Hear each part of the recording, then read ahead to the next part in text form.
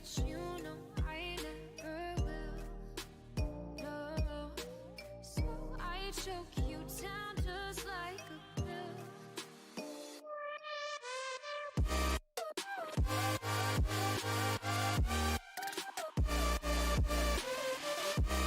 Oh yeah,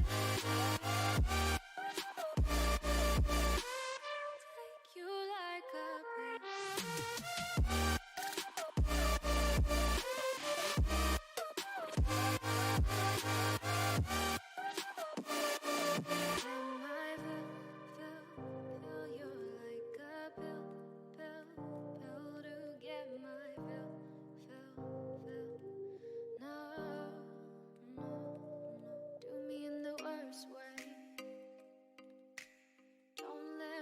Sleep, never say sorry. Oh, maybe I'll leave, maybe, but you know I never will. No, so I choke you down just like a pill.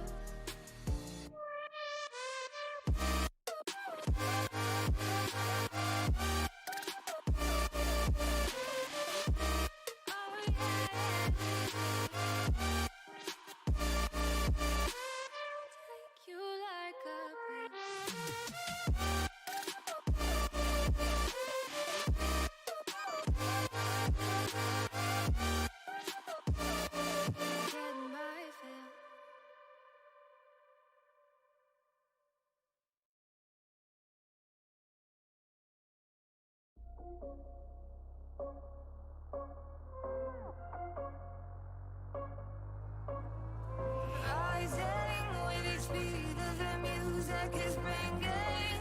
We're flames in the fire that keeps burning. We're inviting the night in.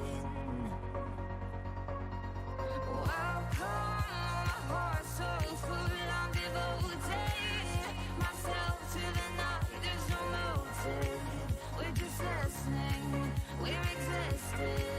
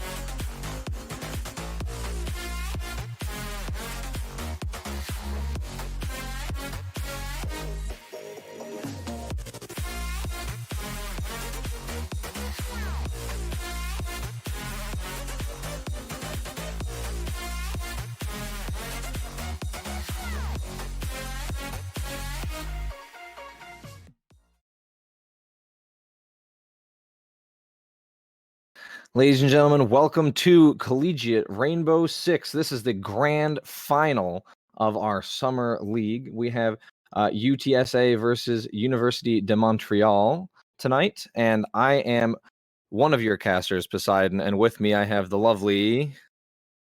Yeah, I'm CDAPS. I've made my way all the way around the collegiate scene. Started off as CEA and now made my way over to CR6 for this a wonderful matchup between Montreal and UTSA. Definitely excited because I understand and know what these teams have to offer, and it will probably be a really great matchup nonetheless. And if we want to go ahead and look at our map band graphics, we can get a better understanding of exactly what we're going to be playing on here. UTSA took the first ban wave away, took Coastline off the board, with Montreal following suit by taking out Theme Park. That means the first two map choices were Clubhouse and Cafe. Yeah, and from what I remember about University de Montreal, they are really strong with Clubhouse and Cafe. So this is a rough start to UTSA, especially since they're the ones that picked into University de Montreal with Clubhouse initially. Yeah, I've seen what Montreal can do on Clubhouse and Cafe. Definitely very strong teams, but right after those map due choices, there will be Consulate Band, Villa Band, followed by the culmination in the decider being Oregon, the new kid on the block. Probably my favorite map to cast currently because there's still so much in the air. A lot of people don't firmly have their grasp on how the map works, meaning it's a little bit like the Wild West and definitely sure to excite. Yeah, it's your favorite map to cast. It's also my favorite map to cast and to play. I absolutely love Oregon, and I really hope that we get to see it tonight. But if we get there, that means UTSA has climbed a gigantic wall, and that's going to be, like we said, the first two maps, Clubhouse and Cafe. Yeah, and So I was I gonna was say we saying, have the magic letter R coming out in chat, and that means both teams are ready to go. So we can go ahead and get right on into the action with Clubhouse being up first. yeah, so here we are moving into map one, like you said, Clubhouse, and we're going to have UTSA defending first, so they're going to get the first ban. And I'm assuming they're defending first. This ban is either going to be Thatcher or Maverick. I mean, that's like the most common ban for this. What do you think? Yeah, I definitely agree with you on that because there are the very strong and prevalent external walls for both the primary and tertiary sites being CCTV. You got that big CCTV wall that you want to keep closed for as long as possible as a defensive team. And with that, Maverick and Thatcher both being off the bullet, it's going to make it just that little bit more difficult. As well, if Thatcher is banned and Cade is on the board, it's going to make just attacking overall so incredibly difficult because if you go down to basement, there are three very important hatches. You have Moto, you have Kitchen, and you have Blue Hatch. So if you can't get any of those open because they're electrical and you don't have an effective way to get past that, it's going to really throw a wrench in towards your attacks on University of Montreal. However, they're going to go ahead and ban off the Valkyrie here. They don't want to deal with the extra intel that University of Texas San Antonio could be trying to employ, as well as the typical Mira ban will be accompanying the rest. So definitely some spicy bans coming in. Gonna expect to see a lot of aggressive play coming out of Clubhouse, a map that traditionally has been very defender-sided in recent metas. But as it's sort of evolved and been broken down, I'm sort of expecting to see a lot more 3-3 splits, maybe even a 4-2 split for the attackers if they're feeling themselves. Yeah, you know what? I'm not gonna lie. I'm actually very surprised by these bans because I've cast a lot of University de Montreal games in the past, and they are always known for their very strange, off-meta, like different strategies. They're a very different team. They don't play by the same book as everybody else. And I've seen them ban some very strange things, but these bans are very in line with what you would expect the meta to ban. So maybe there's no more messing around today, or they're going all in. But they do have the Iana. That's an interesting pick. She's a much newer operator, but we have seen the pros use a lot of Iana lately. So we'll have to see if Wiz can pull the same magic that the pros do with Iana. Yeah, from what I've seen on Wiz, he sometimes does slide into that Ash entry role and does bring the G36C over the R4C. So he's going to feel right at home having the new operator of Yana. I believe she's from Norway or the Netherlands, one of those N words in Europe. So I think Yana has a really kind of defined place in the meta, definitely a niche market, for she can be a very, very good, like, sort of flex fragging operator because she has unlimited drones. She's going to be able to get massive amounts of intels at any moment, as well as you can also play the mind games in by just sending your hologram, whatever it's called, just straight into sight, and really could catch some Texas players off guard. Yeah, no, the Iana Gemini replicator is really, really powerful drone. It's like an extra drone, and so she effectively has unlimited drones. There's really no downside to that over a normal drone. It just has only pros, no cons, but it comes at the cost of, you know, being in her gadget slot. But she does have access to some great guns as well, the ARX and the G36C, both really good ARs. So she's all around fragger.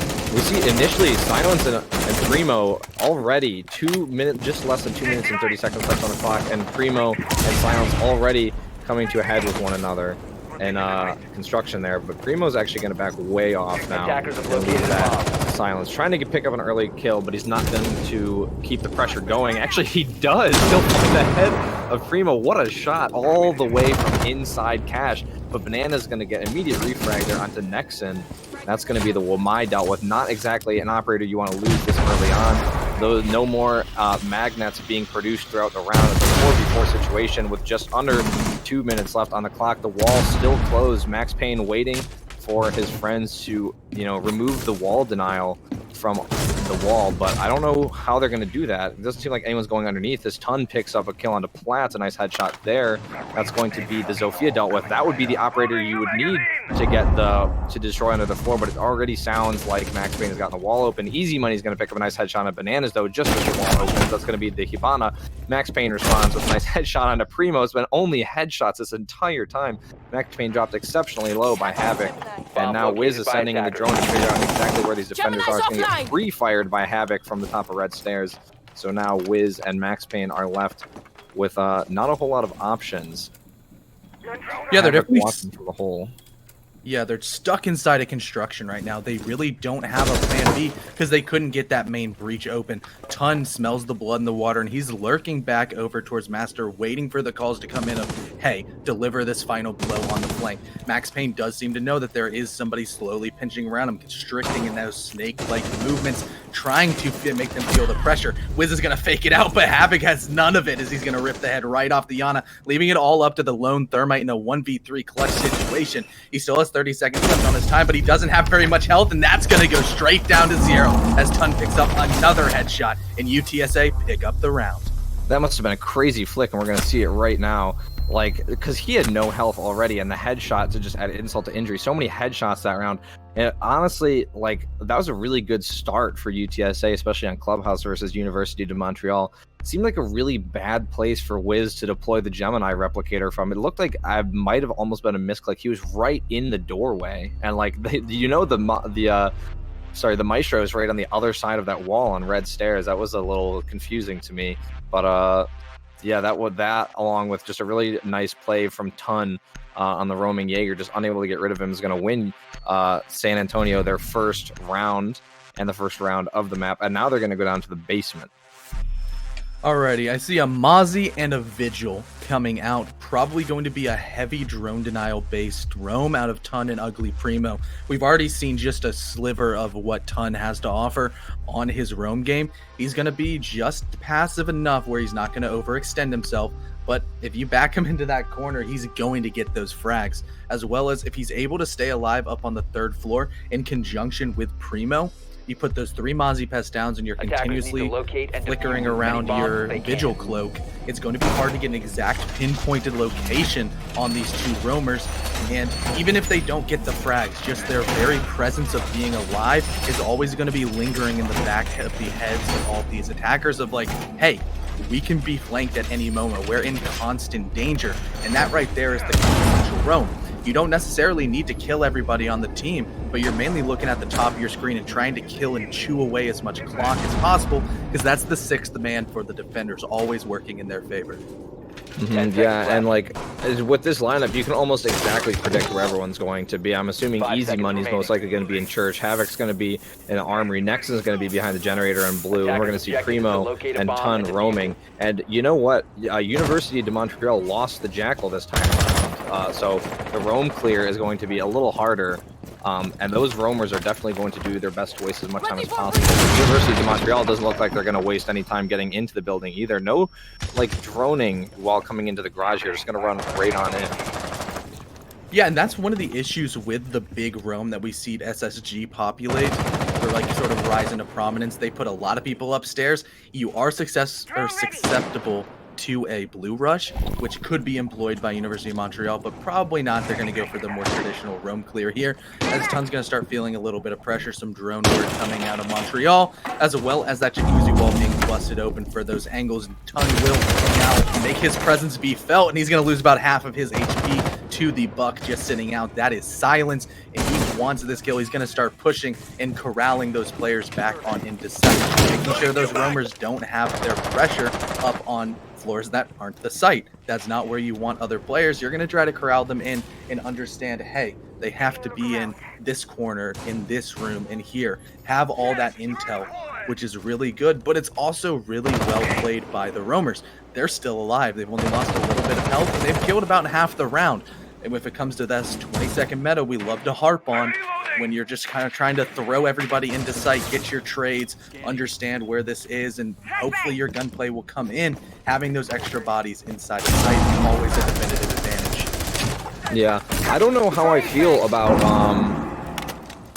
Tun's playstyle there. He was just like face checking windows upstairs, you know, and not playing for like when he peeked the silence on the jacuzzi wall. He pre-fired instead of like, you know, looking like maybe is there somebody actually here. He gave his position away really quickly, so that forced him to fall back a lot sooner than needed. Yeah, but Silence has made his way down the bottom of main stairs. He's going to be pushing Moto, taking out a default cam as he goes. Probably trying to remove that electrical as well if they want to get any breaching going on. But there's somebody on top of that stair here, and Mozzie's going to swing out with pistol whip him down and get the first frag into the hands of UTSA once again. He sees that there's more inside of Moto, but he's going to play passive once again. Execute does work. Attackers have located a bomb.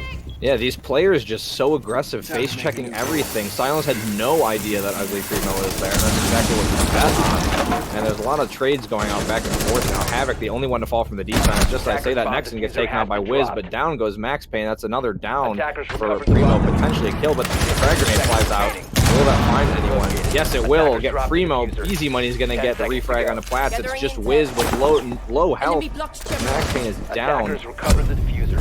5 seconds left. He's gonna get taken out by Primo.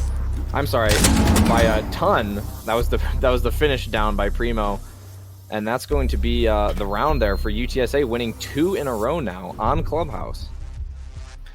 Hey, we said it a little bit earlier that we were nervous for UTSA coming to what it seems like University of Montreal's favorite map choice of Clubhouse, but they've been nothing short of sharp at this point. They're looking really strong on their defenses, and they're definitely starting with their right foot forward. They have some momentum going in. University of Montreal hasn't really done anything. They haven't gotten a whole lot of frags. They're struggling to get their map control, and they're really playing into the hands of UTSA at this point. They had the roam game downstairs. They pushed them back into sight, but at that point, half the round was already gone.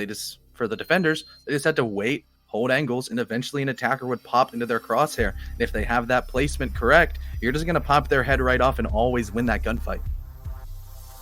Yeah, they're definitely showing their stuff here on Clubhouse, which is good. They're forced now. I'm not technically forced, but I mean, like, you know what I mean, forced to now to go to Gym Master Bedroom. You want to go to the bar? No, I do not, and I don't think UTSA does either. So they're going to go to Gym Bedroom. They're going to show the castle. They don't even care. They know that UDEM knows they're going to Gym Master Bedroom. But it's been a good showing so far, showing University de Montreal and the rest of us why they are worthy of being in the grand finals here.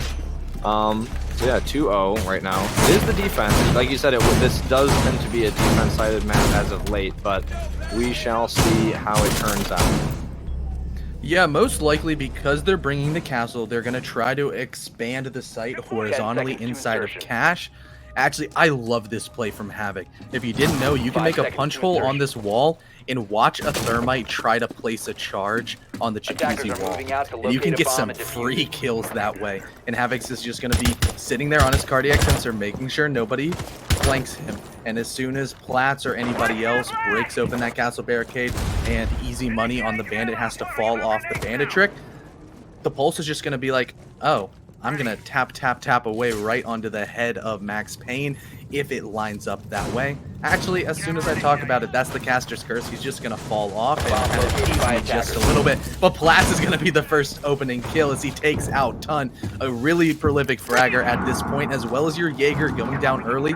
Isn't necessarily the worst thing in the world because his utility is set it and forget Attackers it, have dropped the but bomb losing diffuser. Ton could have quite an impact. Not exactly sure what Max Payne is trying to attempt here, but it looks like he's waiting for the wall to be opened. They don't really have anything to deny the castle barricades from being opened, especially with the Hibana.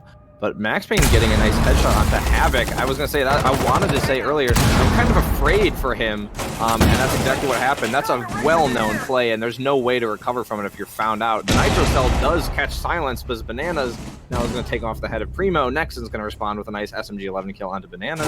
And we're in a 2v3 situation for University Texas San Antonio. Looks like, you know, things are starting to get a little ugly here. The third tertiary site might be their downfall. Wiz is going to take out Nexon, and Max Payne takes out Easy Money, and University de Montreal will take round 3. You know, at first, there was just the initial pressure coming out of Montreal. They got that first pick onto the Jaeger really fast.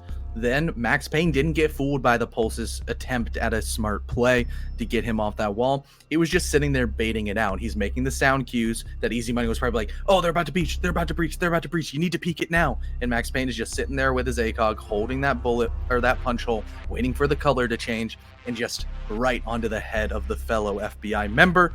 After that point, you have a very big man advantage, and University of Montreal did not take their foot off the gas. They pushed into sight. They started taking gunfights, and at the end of the day, they got all the kills without even having to put the diffuser down.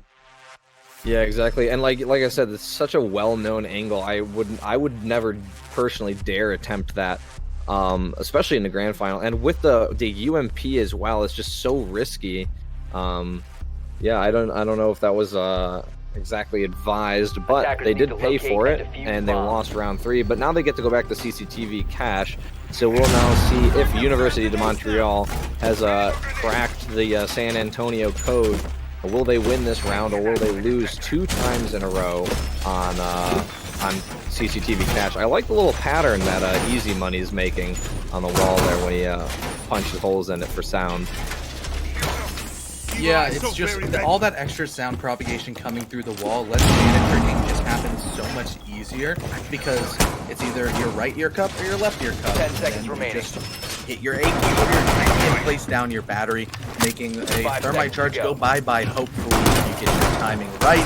There's not going to be any additional Attackers are anti-breaching moving out to measures for locate that a bomb and CCTV defuse wall it. because both electroclaws are going to be allocated to the bottom of garage. Really nice play. I love just placing those electroclaws there because they can't be shot unless you get Raptors control, and they're gonna have to go through both Havoc and Nexon. Sure, Nexon died kind of early last time, but University of Montreal didn't really do a whole lot with their garage pressure. UTSA really read into it properly, understood that, hey, we can be exposed to these angles, so let's not play them anymore. Wiz with Silence are going down below, trying to put pressure on the floor. Maybe they could go for a nade. They could just get rid of the bandit batteries, and probably the bandit as well, as also some really nice angles all the way in here, trying to wall bang out the player in Raptors, but it's just a little bit wide left. But what's right on the money is Bananas taking out the bandit, as well as the wall going opened Is he trying to trick and missed it? I don't know. I don't know. And usually if you trick, you shouldn't be visible from that window. So a ton is also going to get taken out. So now that's 2 defenders down for University of Texas. Maestro is getting aggressive on top of red stairs where he usually is. Nexon's going to be the one in the rafters. His position is now known. MaxPain's going to take some pre-fire shots to the softball. They're not going to connect, however. Havoc will take out Silence as the head of the buck removed. So Havoc trying to bring the fight back, but things are not looking good for Nexon on top of rafters right now. Still a minute and 30 left. They've got the man advantage and the health advantage.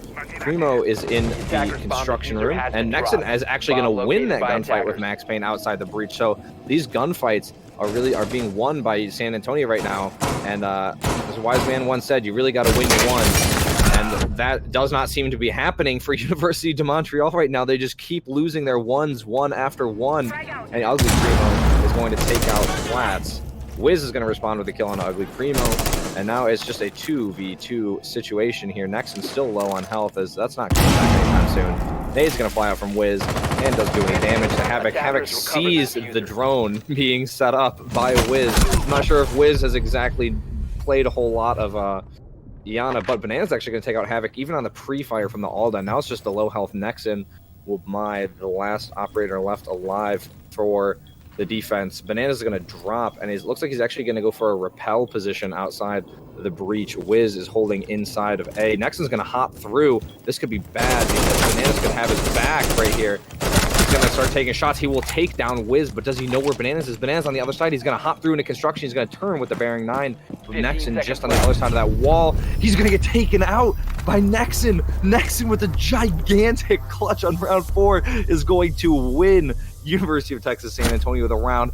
How you can't let that low health Wamai do that to you. That's what happens when you give a defender an attacker rifle. You get a formidable fragger with great utility in Wamai, and really showed his stuff there. I think the kill onto MaxPain outside the breach was the deciding factor of that round. Sure, it was a little bit earlier, but if you noticed, it dropped the diffuser outside of the breach.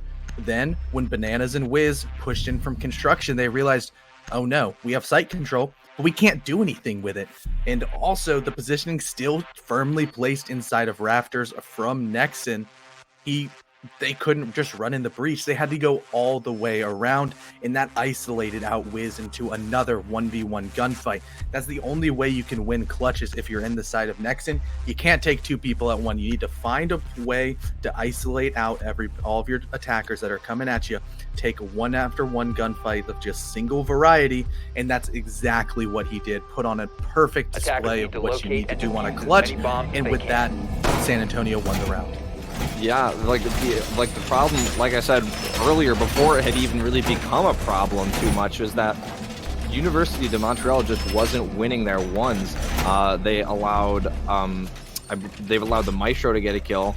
They allowed the Cade to get a kill, which was Primo, and then they allowed Nexon to get 3 kills. All of those, it's not like it was like a flick, it was great spray transfer. They were all 1v1s. And San Antonio just won all of their 1v1s.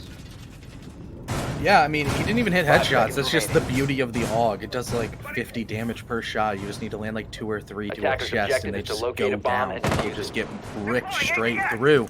And for Montreal right now, they aren't looking too hot. Sure, this might be shaping up to be a 4-2 half, which isn't the end of the world. That can be what you expect on Clubhouse, especially with how some of the bans have gone down.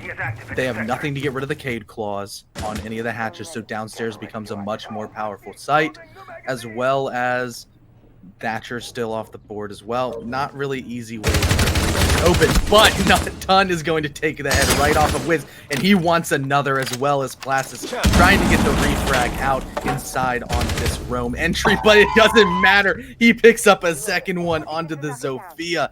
Ton putting in a ton of work on the upstairs, denying the entry, as well as seems to know that another player is near him. If he's able to get this kill, I would say he has done his work in true dividends, but silence is going to shut him down, but not before his impact was definitely felt. He's essentially decimated a lot of the utility on the side of Montreal. That's 2 frag grenades, as well as your quote-unquote infinite drones with Wiz going down, as well as 4 projectiles coming out of Platts and potentially a Claymore that could have cut the rotations, where Primo is most likely still potentially roaming and could start flanking if he so desires.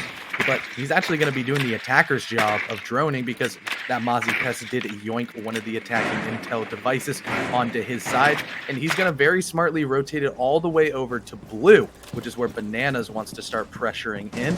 See, he saw a drone, but he didn't really think like, oh, that's a Mozzie drone, because that's an attacker gadget. You don't really have that flow through your mind in that way. Attackers have located a bomb. Yeah, it's just, I don't know. It seems to me like they aren't using, like, here's personally how I would use the Iana, right? So you send in the Iana Gemini replicator, and then you have the Zofia, who I believe was with the Iana, refrag the Gemini replicator, and then you have the Iana refrag the Zofia. It's like foolproof, because you lose an operator. Nice shot from Silencer, taking out havoc through the floor. Those floor holes working in favor of the attack this time around. Anyways, back to my point. So, because it seems the only way University de Montreal can get their kills is not by winning their ones, but by winning their 2v1s and losing somebody. But if you lose a Gemini replicator, you don't lose anybody, essentially. It's a free death for your side without actually losing someone. Yeah, it's just like free lives. It's like a drone. Thinking of that as an extra life in your pocket is a very powerful tool. So are the Yana drones. So I don't know why necessarily Wiz was actually pushing in with her physical body, but Silence is going to be able to take down easy money with that GTSG. Nexon also picks up a kill onto Bananas. It's all up to Max Payne. He might trade, but it's not enough, as he's refragged out by Nexon to deliver the final blow, picking up one, flicking right out onto the Thermite as well. Really great round coming out of UTSA once again, as they're knocking on the door of a potential 5-1-1/2, but they're also going to have to go through that tertiary bomb site that they struggled with a little bit in the form of Gym and Bedroom. Yeah, Nexon and Tun putting in a lot of work right now. Tun, you know, getting the opening 2 kills, and then Nexon cleaning up the final 2 kills there of the round. I believe there's just a kill from Easy Money in the middle. But, like, yeah, when Tun got that initial kill last round, it should not have been the Iana. It should have been the Iana drone, but the Iana, for some reason, was the one hopping through garage into server, right into Tun's sites. You always have to expect there being somebody out roaming. But now this is just going to be the typical Gym Bedroom. They've got the castle and everything ready to go. So is San Antonio going to be able to win this one? Or are they going to lose again and give us a 4-2 scoreline? I guess we'll find out. Yeah, you need to see a lot more of the play come out of San Antonio this time. They gave up their lives way too early. I don't know exactly where Tun was picked. I believe it was him trying to peek the CCTV window and being punished accordingly. Same thing with Havoc over towards Dirt. You're not going to get away with that one again. You tried it once, it failed. Please don't peek Dirt. Please, or else my head is going to start hurting. If he does, I'm going to be really sad. Yeah, there's no way he makes the same mistake twice. I have more faith in him than that. Attacker's objective is I'm playing the Pulse again, though. Yeah, Pulse is a really great operator because of the sheer amount of intel you can constantly bring onto your side, because you can see heartbeats. You can understand that, yes, there are all these players coming in this way, and players with their communications probably in Discord or wherever they are can just start spouting out information, and they're like, hey, you need to push this. We need to understand that they're coming from this way. If they're pushing from cache, then you can shift your defense around accordingly to accommodate from that pressure. Like, hey, if Logi's opened, the bandit is not safe. They could just drop down, break that castle barricade, and pinch him straight out as well. Max Payne and the rest of the crew are just burning away. ADS is playing that utility game, and Silence is also peeking out, trying to pre-fire out the bandit, but unfortunately for him, will not quite connect at this point. The CCTV window is being pressured once again as Tun has a bullet hole, but right like that, Platts is going to find his head once again on the exact same angle. I'm getting deja vu. Wiz, right off of the breach opening, has sprinted right in, and he's going to get a kill right onto Primo, opening up and extending their man count advantage. He knows that somebody's pushing up main stairs, can't quite get it. That's where Easy Money is. He's going to try to swing this breach over and over, peeking, pre-firing, but he's coming up short. Yeah, they've already pushed in now. As you can see, Max Payne just walked in. The frag grenade got perfectly cooked. Is going to take out Easy Money. This is looking like an easy round for University de Montreal. Nexon is going to try to bring it back by taking out Platts, but it's just not looking good. He gets taken out. Now Havoc's going to have to come up with the UMP. He's going to take out Wiz. He's going to get shot in the side by Silence as he tries to run away. University de Montreal makes it a 4-2 half. That was a much better looking round from University de Montreal on this site, even though they won it last time. The beautiful adjustments, like even on a win, they had adjustments. They knew it was going to happen. They brought the sledge this time to alleviate some pressure from the Ashe and the Zofia. It was just so beautifully played there by them on this on that gym bedroom. That's actually what they're going to pick first on their defense. Yeah, they understand that they're down at this point, and if you're gonna try to win this half without going to overtime, you're gonna need that 5-1 split. That's how math works. 2 + 5 is 7. So that means you need to win your tertiary bomb site at least once. So if they're able to catch these players of San Antonio off guard, potentially it could go into their favor. They're gonna hide the castle pick, and oh no, the sledge pick goes away. That's the power of the 6th pick phase, because if the sledge was still on the board, he makes quick work of those armor panels, but that hammer will not be brought here. For Montreal, if they're successful on this initial gym bedroom, they're going to be setting themselves up for a lot of success going forward if they're able to accomplish the precedent set by San Antonio. Hey, we're going to win CCTV both times, and we're going to win basement both times as well. Yeah, I'm going to have to assume San Antonio did not do their homework on University de Montreal, because I distinctly remember casting a University de Montreal game within the past couple of days, and they played this map and they chose this site first. So that 6th pick totally baited them out, and now they've got the Mozzie for the drone denial. Things are not looking good, just right off the rip from San Antonio. Yeah, trying to break down this really deep horizontal hold that Montreal is employing is something that's easier said than done. There's a lot of utility being allocated for that side over towards cash. It's going to be held in a very similar fashion of what you would see the other bomb site being played. Silence, Bananas, Flats. All of these players are going to be putting pressure maybe downstairs just a little bit and rotating back up. They have some rotate holes as well, offering a good amount of mobility between the angles that they can peek. If you come from rafters, you're going to have to worry about the long angle from red. If you come in from the breach, which you're going to have to utilize hard breach, which is a very precious utility, you're also going to be able to be pressured from red as well. It's just a lot of angles being worked out. That is a very nicely placed Yeah, I've had one of those as well on Oregon. I had one that was like in line with the other bandit battery I placed, but it was getting the far wall. I was like, I don't know what criteria is required to have that happen, but I've done it before as well. Don't know how. Yeah, I wish I could replicate that, because it would make an IQ's job so much harder downstairs. Because trying to find those here, as they now do see that, yes, there is a bandit tricker on the wall, and they're going to have to deal with it accordingly. That castle barricade right now is protecting him, and that's what Tun has on his mind. He's rotating to this window, but also worried about the angles he was fried on a couple of times as well. Or he got the kills. He's just going to be holding that angle. No, never mind. He did get killed. The Zofia, which was Platts, got the kill onto him as he peeked it here. As he's going to need to burn the ADSs. No, that's his impact. He didn't switch them. That's so unfortunate. And they've got nothing else to get that wall, that castle barricade open with. Nexon is smashing this one to pieces with his hands as Platts just sits by and listens, watching for the drop in Numaji. As well as the castle barricade being pressured from the construction window is going to make Platts feel a little bit uncomfortable. He's going to fall off to a little bit more of a passive angle of silence, holding that deep line of sight towards the gym bedroom jump in. Max Payne understands that, hey, they've left this wall alone. They don't have the necessary utility. That's what bringing the sledge would have helped with, breaking that first castle barricade instead of Tun having to use his first impact to save his time.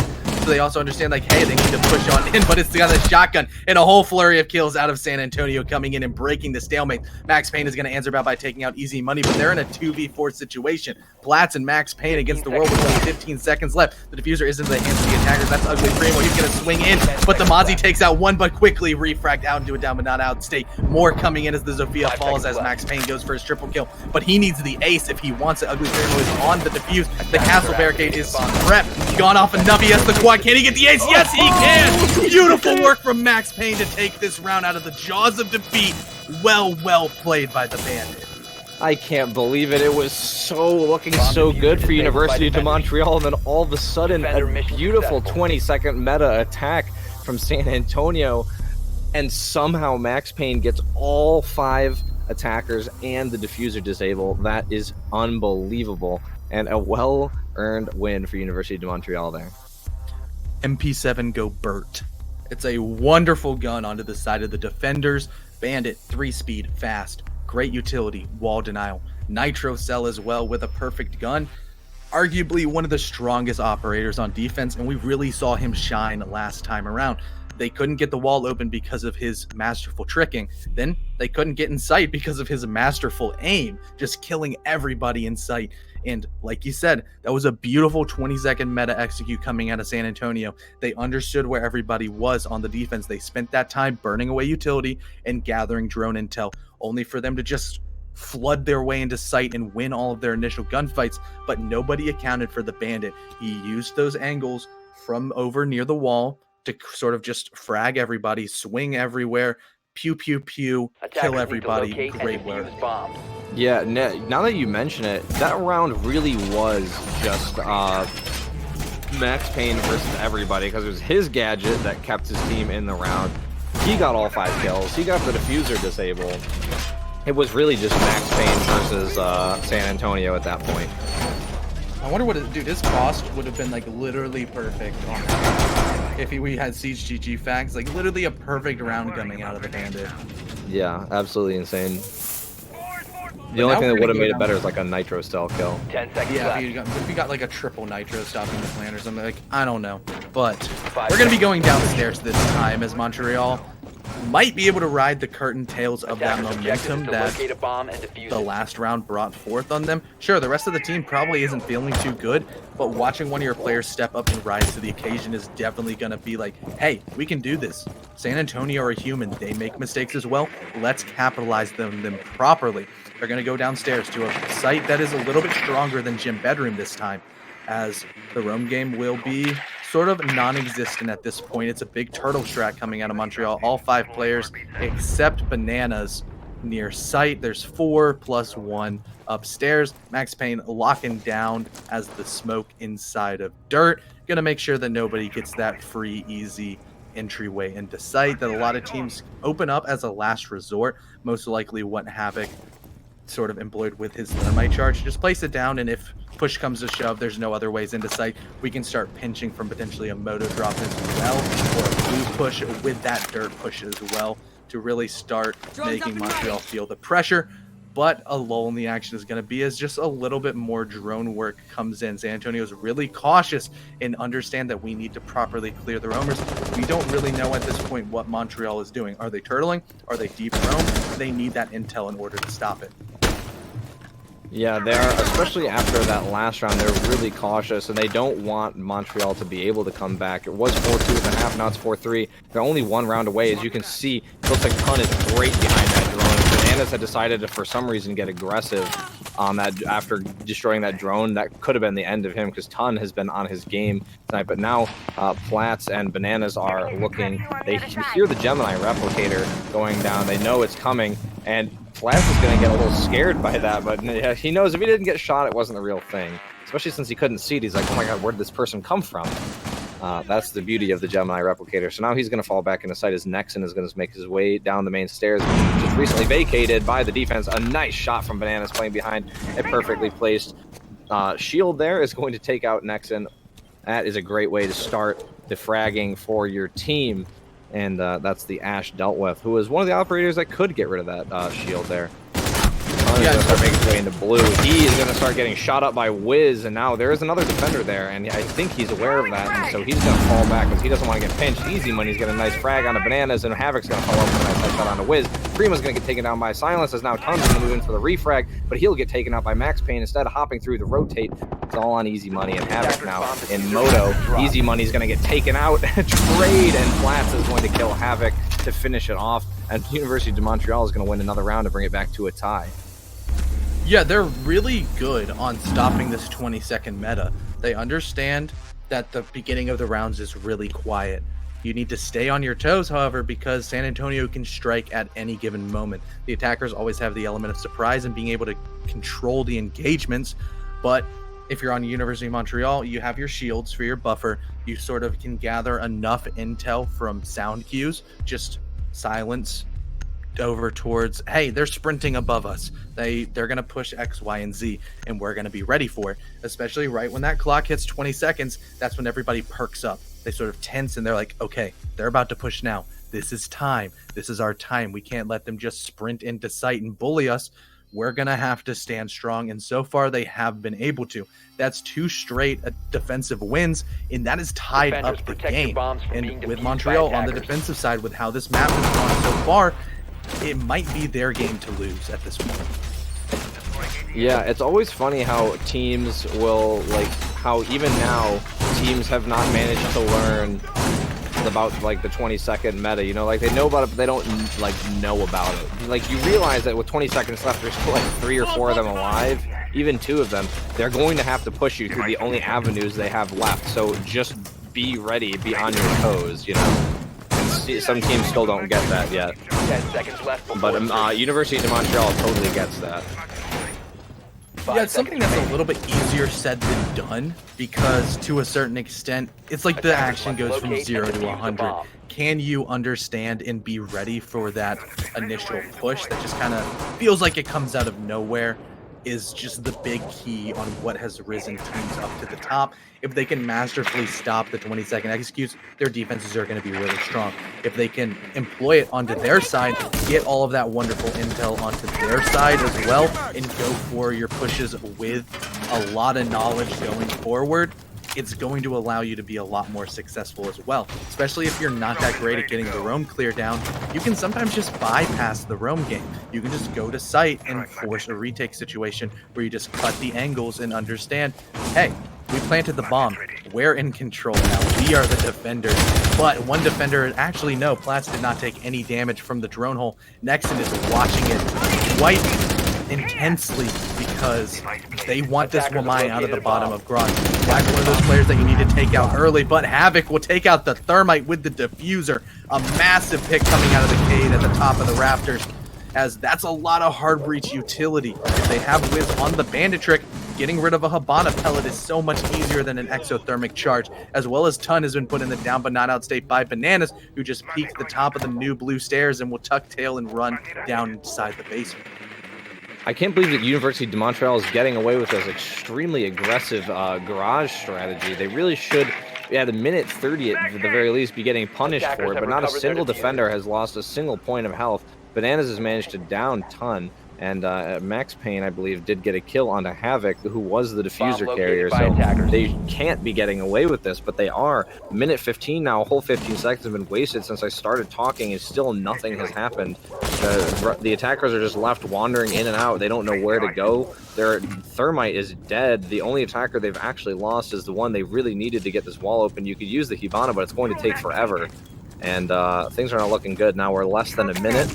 They hear noises being made, but there's all 5 defenders. They have no idea where to push. They're out of intel. Most drones are dead. The defenders totally have the upper hand here. The best they can do is use the Gemini replicator, but every single angle is being held by University of Montreal, and I can only see this round going one way unless that 20-second meta really works out in the favor of the attackers here.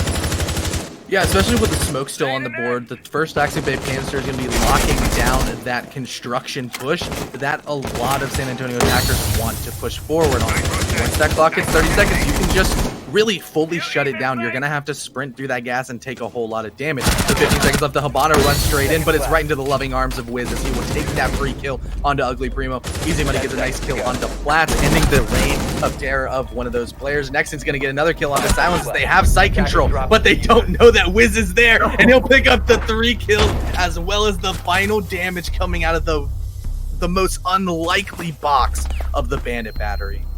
Just as it gets shot too. How unfortunate is that timing? Yeah, I was like, I don't know. I mean, I saw Wiz on the IQ screen, but that's because I knew that Wiz was there. But I guess in the heat of the moment, they both walked past the bandit and did not see the bandit. That was super unfortunate because that bandit alone, Wiz this time, not Max Payne, was the sole winner of that 20-second push there. Even though San Antonio was making really good with that 20-second push. They did manage to get 2 kills, but then they just all fell to that bandit because they just didn't see him standing there. And that really has to, you really have to think, like, did the Hibana fail to call it out? Were the comms so hectic in the last 20 seconds that they didn't hear the call out? Because the Hibana was killed. So the bandit actually got 4 kills at least there.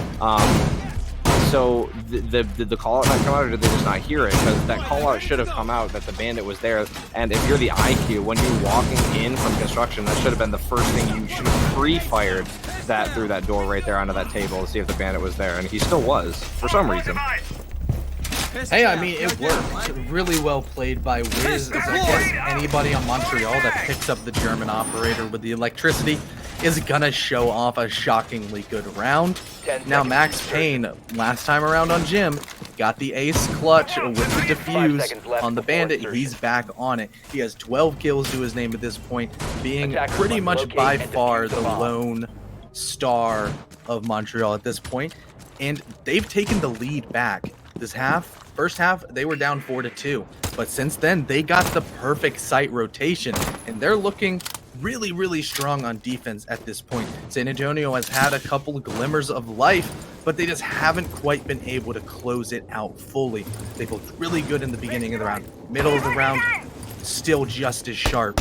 But Montreal is just that little bit better as the time gets closer to 0. They're mastering the 20-second meta in a way that's allowing them to convert a lot of the pressure into a lot of success. Yeah, as you can see though, San Antonio is definitely not out yet. They've made their adjustments. They brought the Kali. It's just like they're brute forcing it. They're like, fine, if we can't, do it the graceful way by opening up both castle barricades and getting the bandit off the wall by doing that and grenading the bandit battery through the drone hole, we'll just brute force it and use Kali. And that's exactly what they've done. It worked perfectly. They even used the Hibana to get the castle barricades off the door frame. Now the Thermite, Havoc, is going to get the wall open. And so things are looking much better for San Antonio at the moment. They do have control of that hallway there, and 1:30 left on the clock is plenty of time to work with, as most of the defenders are still over on the construction side. We have Silence in cash. Banana's underneath rotating the main stairs. Wiz is all the way in Logi. He's going to get taken out by a nice shot from Ugly Primo. Did he drop? Flats is going to take out Primo, but Easy Money gets Bananas with the SMG on Kali. He's, just not going to let that sniper rifle limit him. And Max Payne is playing inside the bathroom now, trying to keep that closed. But down goes Flats. He's going to get finished by Easy Money, making a triple kill as he takes out Max Payne as well. Flats turns back for long times. I believe there's an attacker on red stairs. He gets taken out by Ton, though, from inside server. And that's going to be round 10 for San Antonio. They've finally broken the code here on the site they lost first. And that it could be the beginning of some good times for San Antonio. If they won that site, maybe they have a plan to win the rest of them. Yeah, that's what separates a lot of good teams from mediocre teams, is the adjustment factor. Now, because the first half of the defensive side has been played, San Antonio has seen all 3 sites. They understand what Montreal is going to be bringing to the table, and they're going to bring out their adjustments and say, hey, if they want to bandit trick and put a lot of utility over towards the gym window, let's just dump just as much. We'll also get a nice pinch coming out of Logi.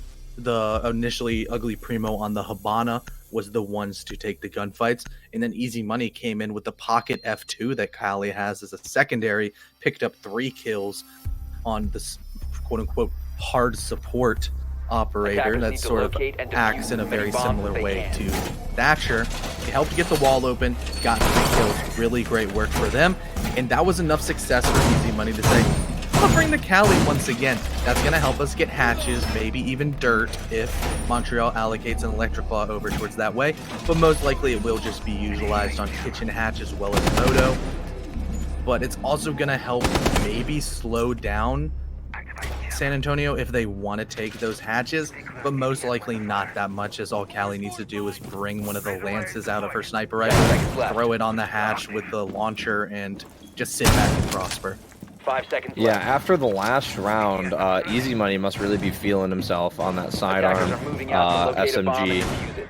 on Kali, because he got the 3 kills. He's playing it again, and you did bring out some good points on how Kali can be used on the basement site.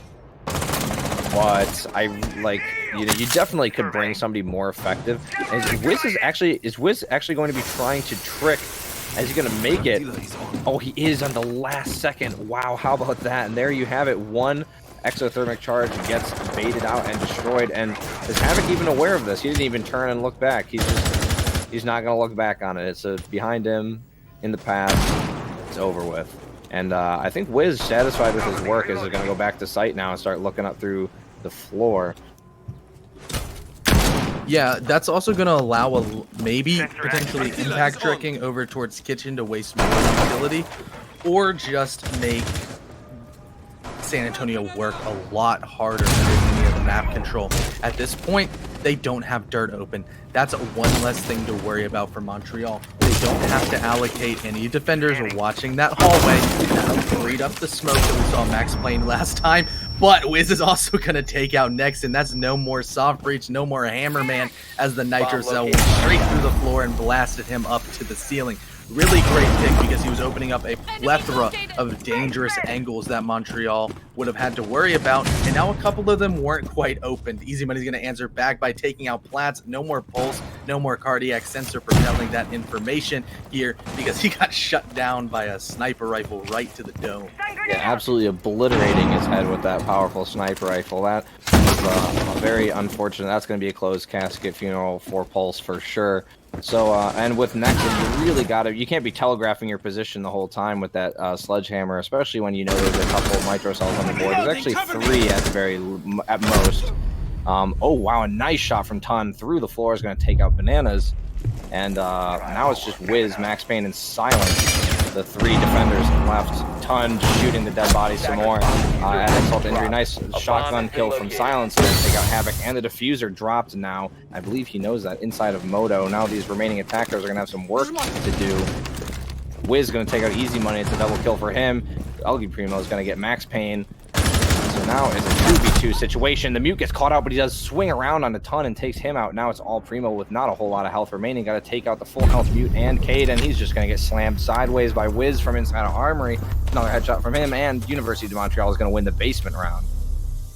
And that pushed match point for Montreal. They've clawed their way back into the site they got a gym win, they got a CCTV win, and now they've been successful on basement twice.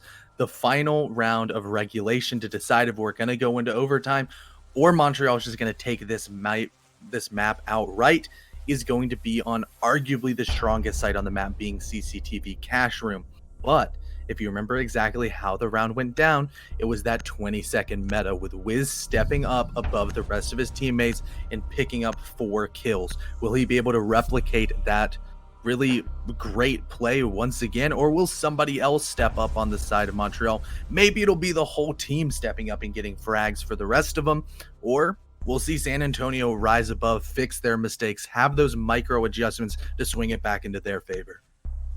Yeah, as we can see right now, Easy Money is just showing us the Kali. He does not care whether they see it or not, and whether that was in response to the Kali or not, they're going to be bringing a second breach denial, which theoretically, if you lay down both bandit batteries, they get destroyed. Both bandit batteries, they get destroyed. Electric Claw gets destroyed by Kali. Then you still have another Electric Claw to work with. That's a great strategy, just brute forcing the brute force and keeping that wall closed another way. But that only works if the Zofia and the Buck don't go downstairs. So hopefully San Antonio has a contingency plan in case this primary one doesn't work. Yeah, but that's why they have the downstairs roam in the bottom of garage, that rotate hole right below that beautiful skull on the wooden planks. That allows Platts to put pressure over towards the lounge, the top of the staircase, as well as stock. And those are going to be the main entry points for Ton, for the Buck of Nexon to come in and try to pressure the bandit from below. So you're gonna have to properly clear garage if you want to be successful on that.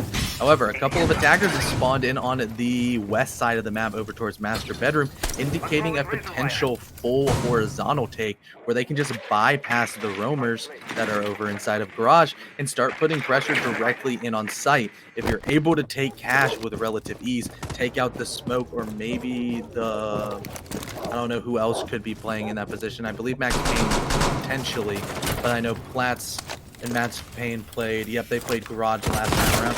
Whoever's allocated over on that side of the map is Wiz and Silence, I guess. There's a little bit of room presence coming out of Bananas down at the bottom of red stairs, but he's starting to feel the pressure as well as drones come in, and there is going to be some stock presence coming out of the attackers. Attackers have located a bomb. Yeah, for those attackers spawning over on the west side, I can only offer two potential, excuses for that. One, they didn't want to get spawn peeked and they figured nobody's spawn peeking that way. Or two, that was a misclick. They didn't mean to spawn over there because, as you can see, Havoc hauled himself all the way over from there to the east side. Bomb located by attackers. Well, we got a close defender here, and that gunfight's going to come out and down.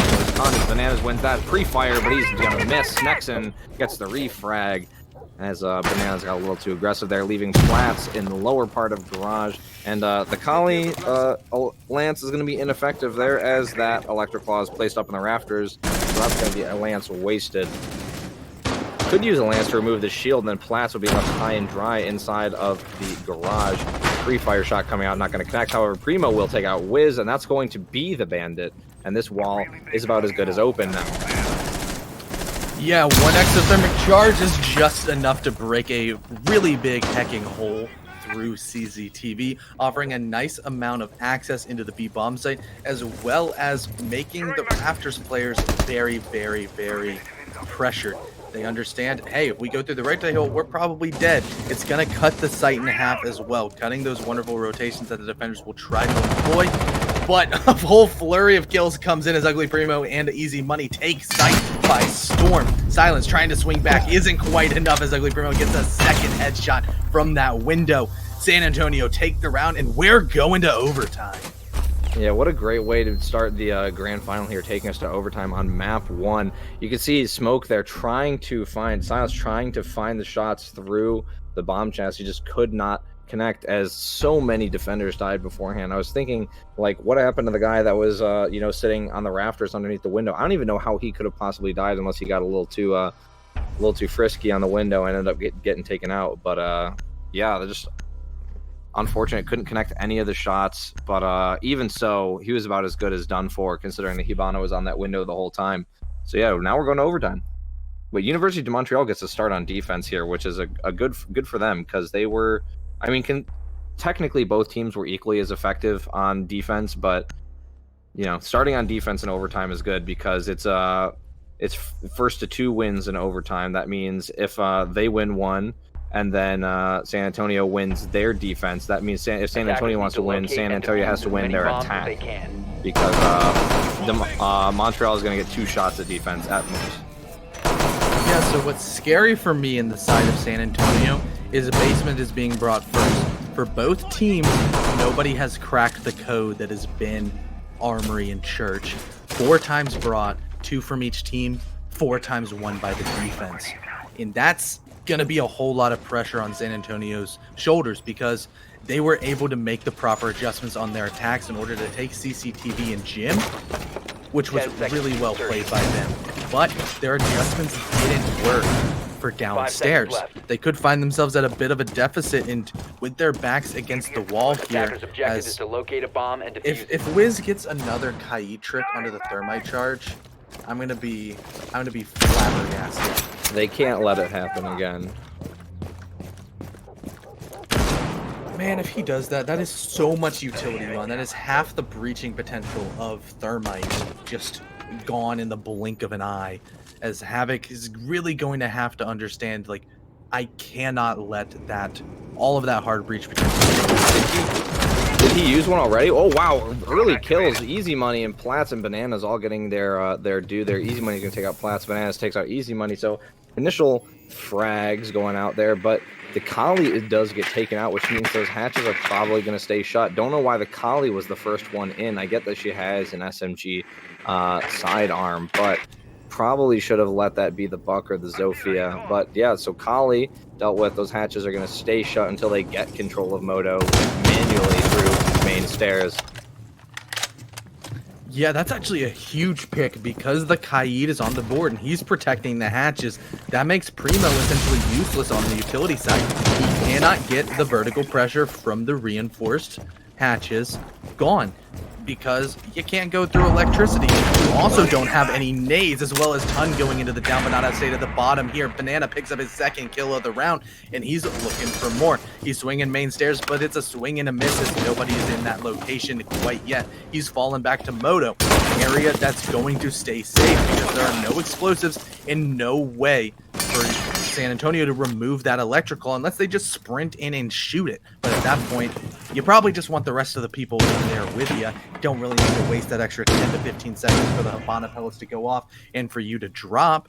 And especially because Bananas is in there, that's going to be a hard area to take. The 4160 carbine that Yager does wield is an incredibly formidable weapon. It does a lot of damage, and that's why a lot of roamers love it very much. Yeah, losing the pulse isn't exactly ideal for the defense, though, either. You lose a lot of intel on the main stairs, and it's going to be a lot harder to get your nitro cells off through the ceiling there. Banana's going to take a pre-fire, and he's going to fall. Havoc goes right on in. He's going to get really close up on this doorway as Nexon takes out Max Payne. Oh, wow, a nice headshot on Wiz. Wiz had no idea what was coming other than a bullet straight to his head. He didn't know. Primo's going to take out Silence all of a sudden. Bananas is going to have to ace if he wants to win this. He's taking out the first two. There's 3 left, but things are not looking good right now. And San Antonio stands primed to win the first round of their attack here. The triple kill for Bananas, he takes out Havoc. That's going to be the diffuser and the hard breacher. So now things are looking bad once again. Nexon and Power, Nexon and Primo are going to have to push at the same time, but Primo, what a play. He's going to find the head of Bananas on the Hibana, and that's going to be San Antonio winning their attack round. Not the second attempt at attack, but the first. So things are not looking good right now in this overtime for University de Montreal. This is San Antonio's map choice, which is why they've had such great adjustments in understanding of everything that Montreal has tried to bring up. Sure, here at the beginning of this round, your Cali was the first one to die. Not ideal. Then Bananas got another kill. Then all of a sudden you're at a 3v5 man disadvantage. Or 3v4, pardon me. There was a trade coming out with the Cali. But it wasn't looking too good. But surprise, surprise, we've said it once, we've said it again. 20-second meta. San Antonio finally employed it properly onto their side, and I think the most impressive part of that round was even when the pressure was on and it was mounting and there was only 5 seconds left, it was a 2v1 situation. If you notice, the Buck didn't sprint through the breach immediately. He stopped for just a second to let the Habana push up through Moto and get the proper pinch. That's what I've talked about earlier for clutch potentials. You need to isolate out the players because you can't beat 2 people at once. And that was a really well-played pinch and team effort out of San Antonio, really showing that they're structured, organized, and want this map. Yeah, exactly. You can't beat 2 people at once, especially when they're 180 degrees apart. That is the biggest possible flick you can do. And by the time, if you do manage to get that flick, by the time your crosshair gets to the other side, it's going to be so inaccurate. Like, just the amount of time it takes. That was the perfect pinch from Nexon. And I believe it was Primo. Nexon and Primo, the perfect pinch there. And even Nexon, yeah, like you said, not only not going through to wait for Primo, but also to bait out the pre-fire from Bananas as well, because University de Montreal has been pre-firing a lot of things. And if you make a bunch of sound right up to the breach and then stop, Bananas has no time to react to whether or not you're going to push through or not. He just has to assume you're going to. Yeah, and you can't watch 2 angles at once, especially because he was backed in the corner on that hard wall. He had the diffuser, arguably, out of the 3 people to kill. He made the right choice. He took out the thermite with the diffuser. Great pressure. But what's even better pressure is Bananas at 2 minutes and 40 seconds is already on that CCTV, knocking on the door here. He finds the bandit, but can't quite finish him off. But the Maestro is going to get put in the down but not out state inside of sight. It's a rush from down below coming out of Montreal. I believe that was Wiz with a frag grenade, well timed, banking it off of the floor. just enough here. Isn't going to go for the finishing of the kill. He's not going to overexpose himself and potentially die. He understands that just that initial damage that he's done is probably enough to swing it back into his favor just a little bit. Especially on the Maestro bottom. Oh, the Doc is going to get him back up, and Easy Money is going to take out Bananas. That's going to be the Hibana. He tries hopping out, but Platts is going to sit him down for that one. Not the most advised play, and you're going to lose the Bandit. But yeah, Doc is going to bring Havoc up to 2/3. Don't know why he doesn't bring him up to full, but we do have Ton roaming hard underneath. Havoc's going to be playing on top of red stairs as he tends to do with the Maestro. He's going to be looking down the red stairs because there are some attackers there. Are they going to be ready? Nexon's going to take out Silence from the rafters. What a beautiful shot. And it looks like Platts is trying to get the retry, but Nexon gets a second as he takes off Platts' head. This could be it. This is Wiz and Max Payne. Nexon's going for 3 as he tries to find Max Payne through the wall outside the breach, but it's not going to connect enough. Wiz also watching red stairs all the way from near spawn. He knows the Maestro's there. He can see the barrel of his gun. He's just waiting for the Maestro to get aggressive, but how much effect can it have? It's a 4v2 situation right now. Nexon does not go down. The pistol shots from Max Payne not going to connect. Nexon is going to crawl away and get himself back up to some more health as he's looking out the door, trying to find Wiz. He knows Wiz is out there. He's going to get down and killed by Max Payne. Now it's a 3v2 situation. Wiz can now safely go into the garage, and that looks like that's exactly what Wiz is going to do. But he's going to get in a gunfight with Ton. He's going to win that gunfight now. What a play 2v2 situation now. University de Montreal could actually bring this back. However, Wiz and Max Payne are very low. Havoc is at 2/3. Primo is nearly full, but I'm assuming he has the AUG or the TCSG, neither of those favorable weapons to have. But I think Havoc realized that he could potentially get kills with his evil eyes here. He knows they're low. He knows that Wiz is watching this evil eye here. Oh no, Max Payne's taking too much damage. He's gonna start to push in. He's gonna take out the camera now. Havoc left. Primo's gonna hop out. He's gonna down and kill Wiz as the Maestro takes out Max Payne. And that's gonna be it. San Antonio wins map 1 in overtime. Not taking it all the way, finishing out just in time. 8-6 on Clubhouse. What a way to start out the grand final. Overtime on map 1. Primo, the MVP right now of San Antonio. You know, if this is any indicator for how the rest of the series is to unfold, I'm excited. All these players were putting on an absolute show. Primo hitting 13, 16 from Easy Money, Nexon hitting 13. Wiz and Max Payne also hitting double digits for the University of Montreal. Sure, their efforts were in naught as they ultimately lost, but this was a close match. It went all the way to overtime. Montreal took a bit of a lead, but San Antonio fought on back. It was an absolute slugfest, and I'm definitely really excited for the rest of the maps that are to unfold. Next one will be Cafe, and we're going to go to about a quick 5-ish minute intermission to make sure that the lobby is set up, so make sure to stay tuned.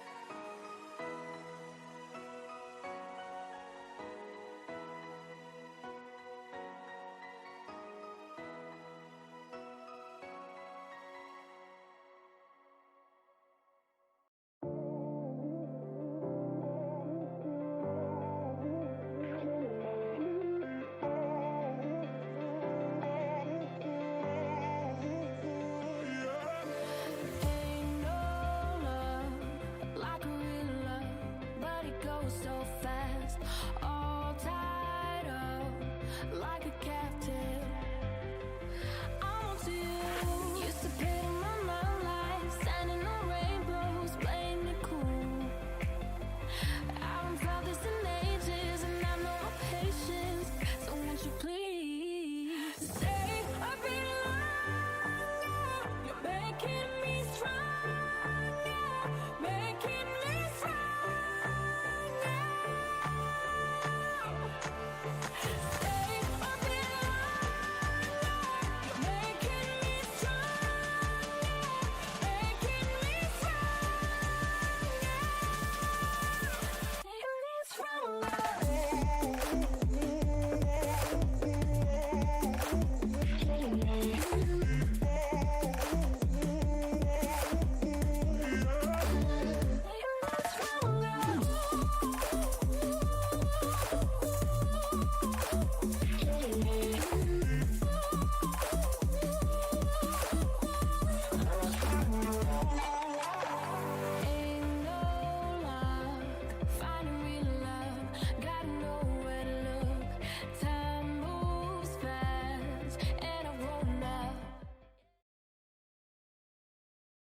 Welcome back, ladies and gentlemen. If you're just now tuning in, this is the CR6 Grand Finals between University of Montreal and University of Texas at San Antonio. First map, Clubhouse, it's in the books. And San Antonio was able to come out on top in an absolute barn burner of a match that went the distance at a scoreline of 8-6. But the next map up, Cafe, is University of Montreal's map choice. They're going to be looking to bounce back and push themselves all the way to the decider. I'm CDAPS, joined by the Ocean King known as Poseidon. Hello. So what are you looking forward to on this one? I'm looking forward to seeing Oregon. I really like Oregon, but yeah, we're the only obstacle between us and casting Oregon is Cafe. And if University of Texas San Antonio manages to win this, we won't even have to see it, and they'll have won soundly 2-0 the series of the grand final of the Summer League of CR6. But University of Montreal, this is their map pick. They're attacking first, so we're sure to see a really great game here, as even though they did lose Clubhouse, that is one of their better maps. And Cafe is one of their better maps as well.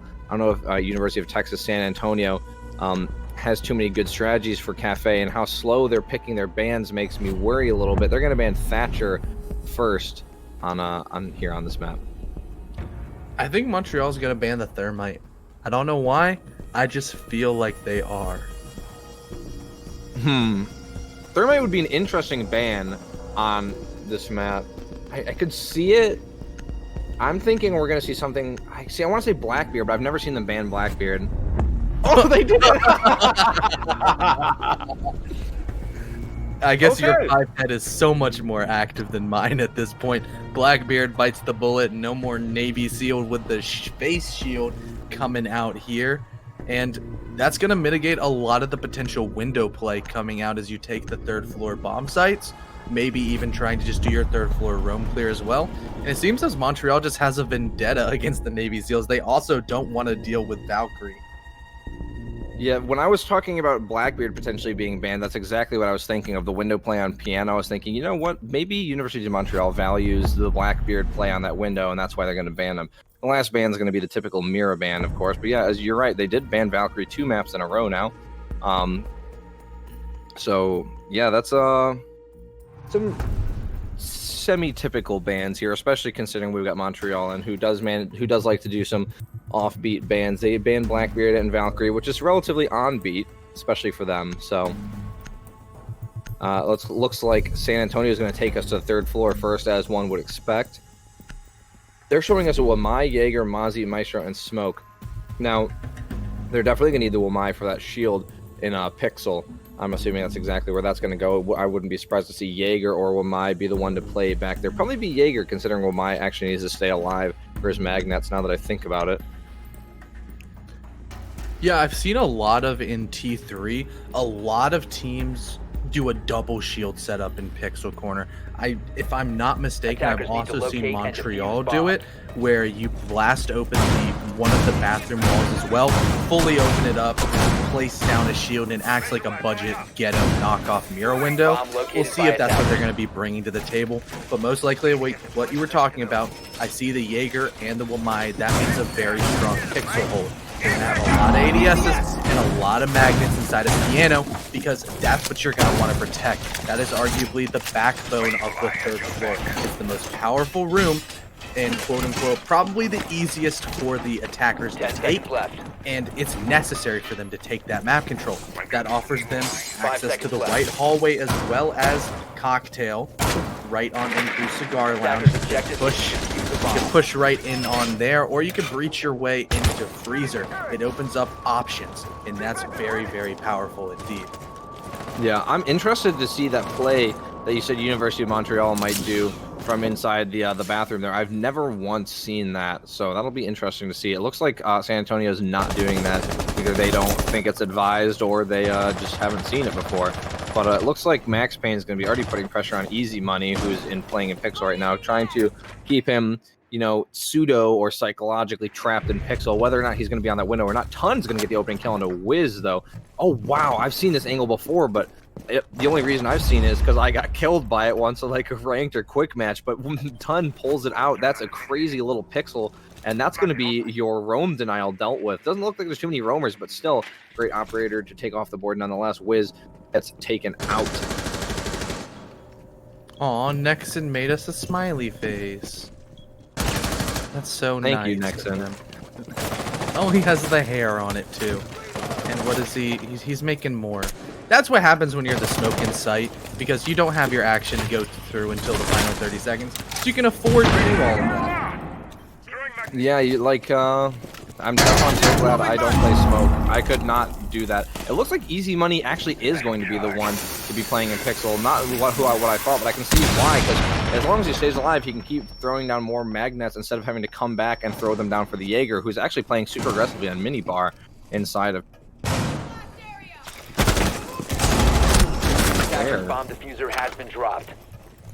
Well, he dropped down Max Payne into the down but not out space, Attackers but have Silence is recovered going to the get the diffuser. refrag and Attackers avenge dropped the his diffuser. fallen brother that can still be revived. Attackers Sure, the recovered Thermite the got bomb one diffuser. breach on, but you probably want him also to breach into Freezer or any of those other reinforced walls hopping on through.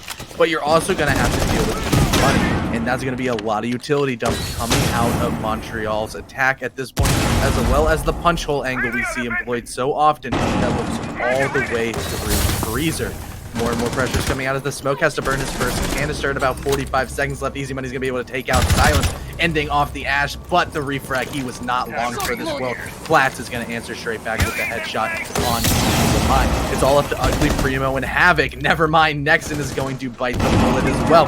Right to the head as the Thermite gets picked back up and makes his presence felt. Ugly Primo, a beautiful shot onto Platts, but Havoc is going to swing out and a hit right onto the Thermite, leaving it up to Bananas in a 1v2 situation without the diffuser. There's only 15 seconds left. Time is against him, as well as 2 guns fixed on his location.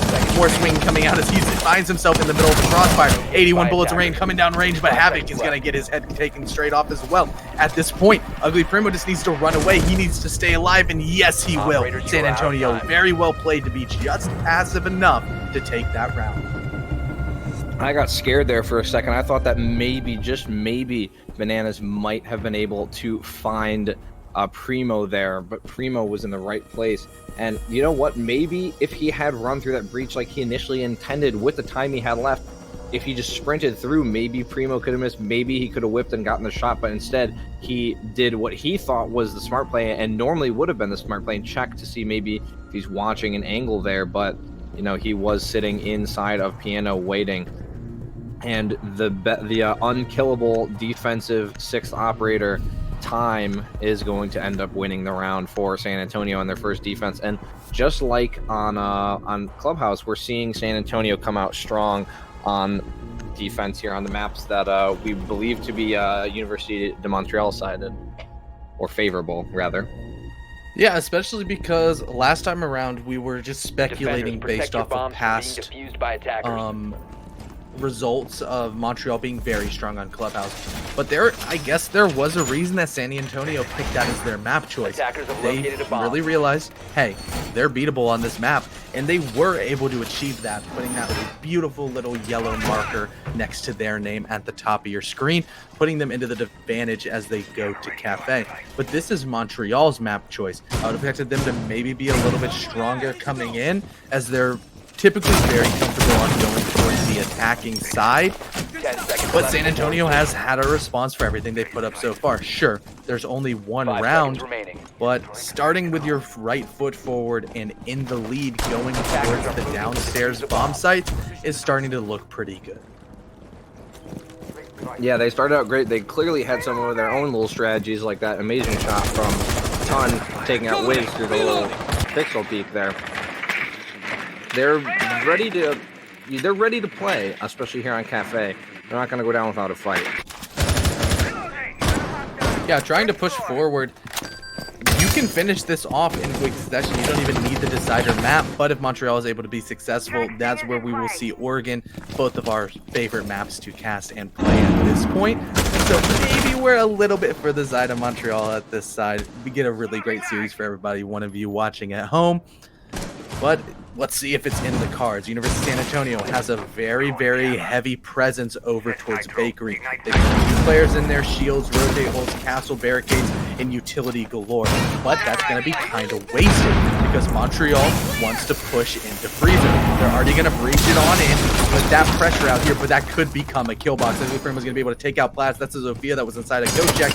No longer for this earth, and putting the man count advantage into San Antonio. They also understand at this point, hey, they're pushing back sides. We need to get out of Bakery and start helping out our team. Yeah, I was surprised by how quickly University de Montreal was in the building, and they've already got this freezer wall open, but the kill on Platts was surprising, actually, and very helpful now that they've cleared all the presence out on the west side of the map. A nice frag grenade from Banana is going to avoid all the grenade denial takeout. Next, and as Wiz starts to push up in, he's going to be right in the door. Freezer throwing on smoke. Splashes coming from teammates, but he's going to get taken out by Primo. It's a double kill for him as he gets taken out, but he got 2 kills with the UMP. Very impressive. Silence going to be the one to take steps of Wiz as Max Payne follows suit and puts the diffuser down. Silence going to be holding an angle, and in comes the knock, and he's going to get taken out by Silence as well. A double kill for him now on the round. It's just Havoc and Easy Money left. Havoc's going to take out Bananas as he's trying to push his way through the front entrance, and Easy Money's coming behind, but the track stingers and the flashes, they know he's there, and it looks like the Thermite is going to be the one there. Max Payne's going to take out Havoc. Now it's a 1v2 situation with the diffuser down for Easy Money. Flash is coming out to try and keep him at bay. Max Payne's going to be holding just underneath the staircase in a Harry Potter situation, as you will, with Silence to be the first one to meet lock as Easy Money. He's actually going to go over to the hatch and try to find Silence there, but I believe Silence has heard that and has fallen back. He's going to drop in the pre-fire coming out. Silence knew exactly what was happening. A triple kill on the round for him, and University of Montreal is going to win round 2. Starting out much closer this time than last time. Yeah, really well played from Montreal. They understood that, hey, San Antonio wants to defend the front side, but do you know what that means? Backside is freebies. It cost them $0.00, not a nickel, not a dime, not a single penny to push on in through freezer, get that breach down, push in, get the plant, and set up their post-plant positions. And also, when you have a prolific fragger such as Silence, just kind of sprinting in with the R4C and picking up a lot of kills, that makes it a lot easier. Sure, you lost Platts early in the round trying to cut any rotations inside a coat check. He met his ends at a well-placed shot right to the dome of Ugly Primo, and the castle did keep fragging just a little bit, but wasn't enough to stop the onslaught of Montreal players pushing in from an area that can definitely become a kill box, but didn't quite last round. Yeah, like pushing freezer is such a dangerous strategy considering there's one way in, two ways out, but the defenders have so many places to sit and watch those two ways out. Freezer is usually an ill-advised. I guess there's two ways in. Actually, now that I think about it, there's a hatch, but you're dropping right into the line of sight of the two openings into the kitchen. It's a very hard place to push from, but University of Montreal made it work. And now we'll have to see if San Antonio is going to be ready for it. They're probably not going to set up any differently. They're still going to set up for a bakery push in case Montreal decides to switch it up. But they're definitely going to have to be mentally ready for the push to come from the freezer. Because I'm assuming that's what Montreal is going to do again. Yeah, or we could see Montreal try to switch it up and go head-to-head against the very heavy bakery hold that San Antonio employed first time around. However, they're probably going to have to think about what if they push backside again. They're going to have to allocate a player over on that side. Most likely will be Ton playing over at the bottom of the whiskey bar, maybe trying to take those long-range engagements towards the bottom of the white stairs. That was the entry point that Montreal utilized. They ran in that side and started pushing very, very quickly and got that wall open and had a lot of time to play with. Platts is going to be able to find the body of the Jaeger easy money, but can't quite finish it off as he's just going to tuck tail and run all the way back into sight. Get a stem on the way, looking like a marathon runner grabbing a bottle of water as he sprinted on by. I was going to say that'd be great for San Antonio if Easy Money can get away, considering they do have the dock, and the dock will bring up to a reasonable amount of health. Not willing to give a second stim because that would be a decent amount of health wasted from that stim, a lot of overheal. Havoc's going to be on the roam going down marble stairs. He's looking to potentially get an angle on anyone who decides to go in the front lobby there. Bananas is in though, and he's going to get taken out. Wonderful shot from Ton, the ACOG, right onto the head of Bananas as he hops in the window in VIP.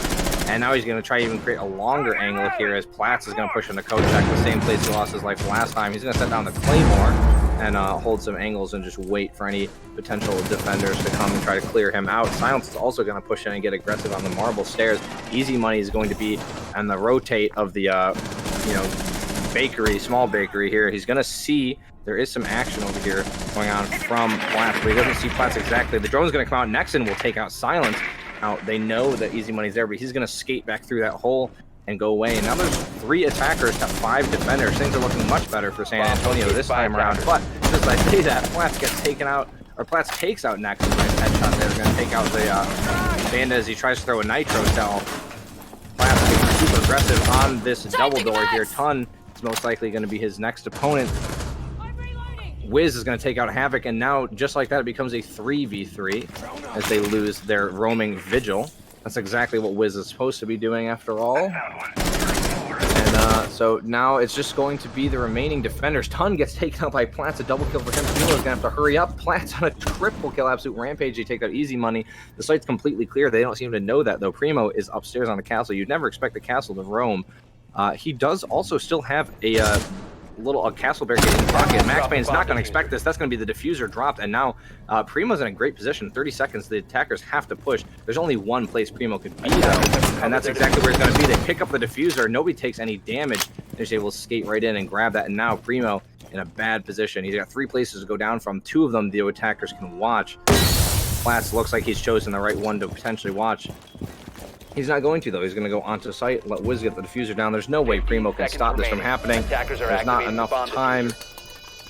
Smoke's going to come out, but he's already on the other side of the smoke. He's going to push in, and he's in between the 2 attackers. Do they know this, though? He's going to get shots on Wiz. He's going to take out Wiz, but now where is Platts? He has to find a kill on Platts. Yeah, it has to be a triple kill. He's going to take it out through the bomb chassis. Platts spots him out. University of Montreal wins twice now in the kitchen. They win round 3, and they're going to put themselves in the lead. Whew, what a shot from Plazas. He was on an absolute heater that round. 4 kills into the Zofia, just sprinting in, shift W straight into sight. Little mouse 1, mouse 2 action to find the heads of all the defenders, taking that round definitively here. But after 2 rounds of losses for the defense, that unlocks Bar Cocktail, a very, very heavily and close contested site last time around. It was won by the clock. Ugly Primo on the Mozzie was able to just skate away as the diffuser was left inside of Piano, and they didn't have enough time to recover it and try to go for the plant. Well played from him. Will they be able to replicate it? Only time will tell. A lot of the picks came out very early from San Antonio. They got the pick on the hatch through the coconut bra level angle right onto the head of the gridlock. That was Ton, I believe, on the Jaeger. There was a lot of presence coming out upstairs inside of Piano. Most likely will be brought again because that's very default at this point. You're going to see Nexon open up a lot of these angles inside of the main bar because that's where people like to plant the bomb. And if you can have Havoc inside of Cocktail Bar, like over near Heaven-ish area, just be able to swing out with intel and deny that plant. Traditionally, the bullets could pan into your favor, especially if Easy Money and Ton are able to properly hold on to Piano for a extended period. Yeah, there's no way they let Ton do what he did last time. And I'm not just talking about that kill through that little pixel thing. I mean, he was playing up close and aggressive on the small bar in Piano. I'm surprised that University of Montreal didn't have any presence on the windows. If they did, Ton would have either killed them if he was really lucky or really good, or be killed or forced to run away because, you know, his position is very vulnerable to an attack like that, and that's the usual attack. But as you can see, University of Montreal is not interested in those windows at all. So that's going to be interesting if they're not even contesting those windows. Primo's got the nitro, so he's going to throw it down. He's going to try and get the sledge on a prediction timing. It's not going to work, however. He's going to do the sledge's job for him and open up that hatch. Yeah, getting those hatches opened are sort of your first thing on the checklist. You have to get those pressures. You're either going to have to drop the red stairs hatch and get the breach open at the top. Most likely your Thermite of Max Payne going for that. That allows you easier access into Piano, where you're going to have to do the utility dump meta. You're going to have to throw all your flashbangs, launch all your projectiles over towards Pixel Corner, and hope that Ton and Easy Money don't have enough anti-projectile utility to stop the dump from going on. This time there is a little bit of window play coming out of San Antonio as Wiz and a whole lot of people are repelling, but Silence is going to be the first kill as he breaks the Silence right onto Ton's body. Ash getting a beautiful entry frag indeed. Yeah, the drones being really helpful for University of Montreal. They were able to sneak past Easy Money and spot Ton out, and that's exactly what made that window play decide to happen. Havoc will get a nice headshot into Platt, destroying the absolutely destructive Zofia. And now it starts to slow down. The attack into the Piano is slowing down a little bit.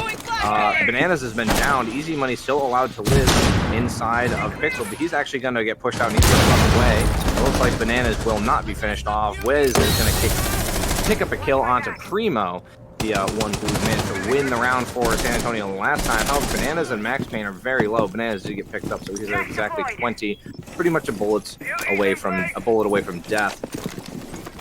Wiz is going to start using his utilities. Bananas and Max Payne are going to start making holes.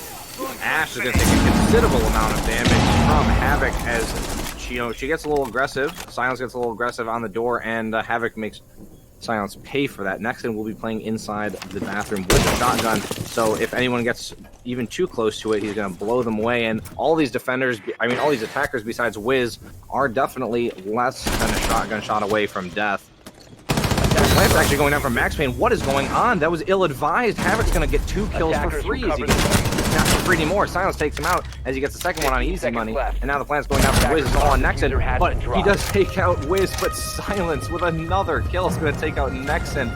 Huge plays from University of Montreal. I can't believe they were able to bring that back like that. Look at that shot. He didn't even see him. He just shot in the right direction. At this point, this is a game of 4Ks. 2 back-to-back rounds. Somebody on Montreal was stepping up. First it was Platts, next it was Silence. That's what you want to see out of your entry duo. Sure, Platts died early last time around, but I guess you could give him a bit of a break because he put the team on his back last time on Kitchen. This time, Silence stepped up. 4 kills, getting the entry onto the Jaeger allowed a lot of access and a lot more pressure to come through on Easy Money towards Pixel Corner. That allowed them to fully take control of Piano because Easy Money was like, yeah, I don't want to challenge 5 people at once. I'm going to back off and maybe try to have my life be more valuable at the end of the round. Then they got the breaches open. They opened up their way into sight, started trying to get the diffuser down. Might have been a little bit too early. Havoc swung and got a double kill as people lined up.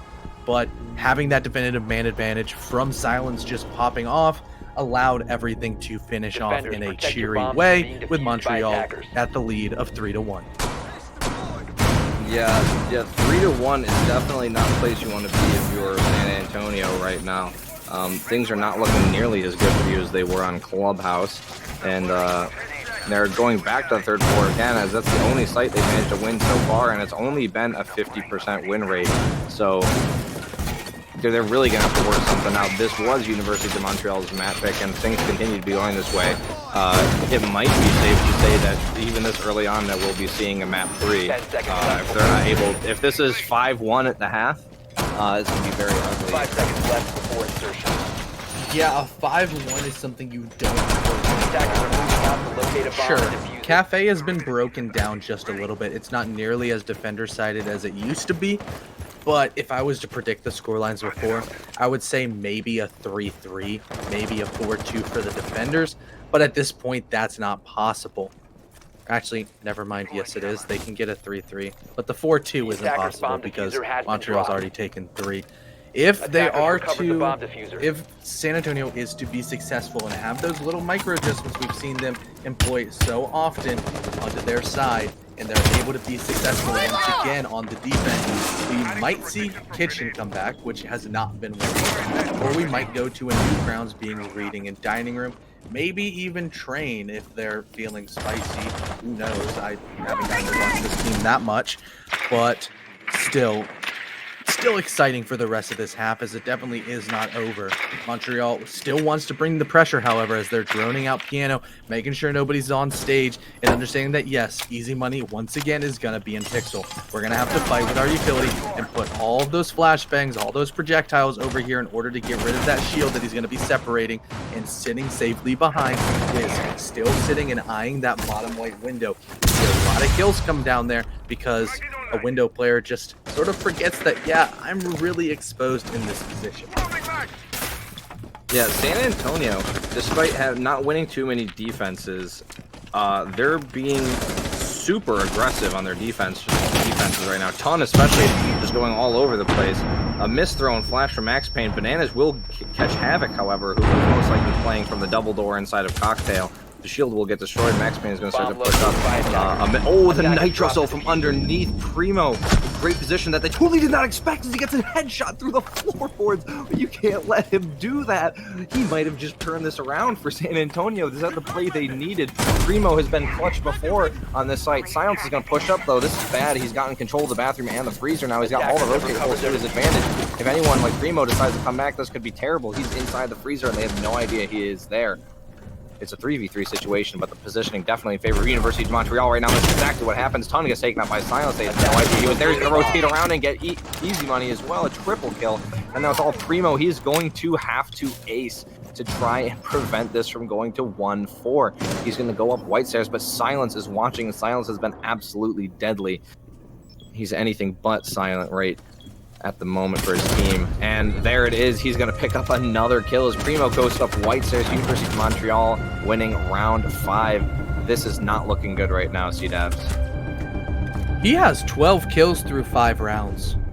That's crazy. The only other person is Platts, and if you noticed, he got 4 of his 5 kills on his singular 4K. Other than that, it's been the Silence show. He's put the team on his back, and maybe I need to slide up in his DMs and give him my chiropractor's phone number after this performance.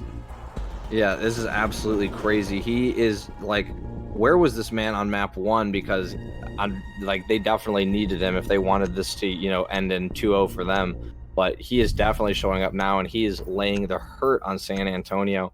And if he continues to play this way, there's absolutely, it doesn't seem like there's anything San Antonio can do to stop this guy.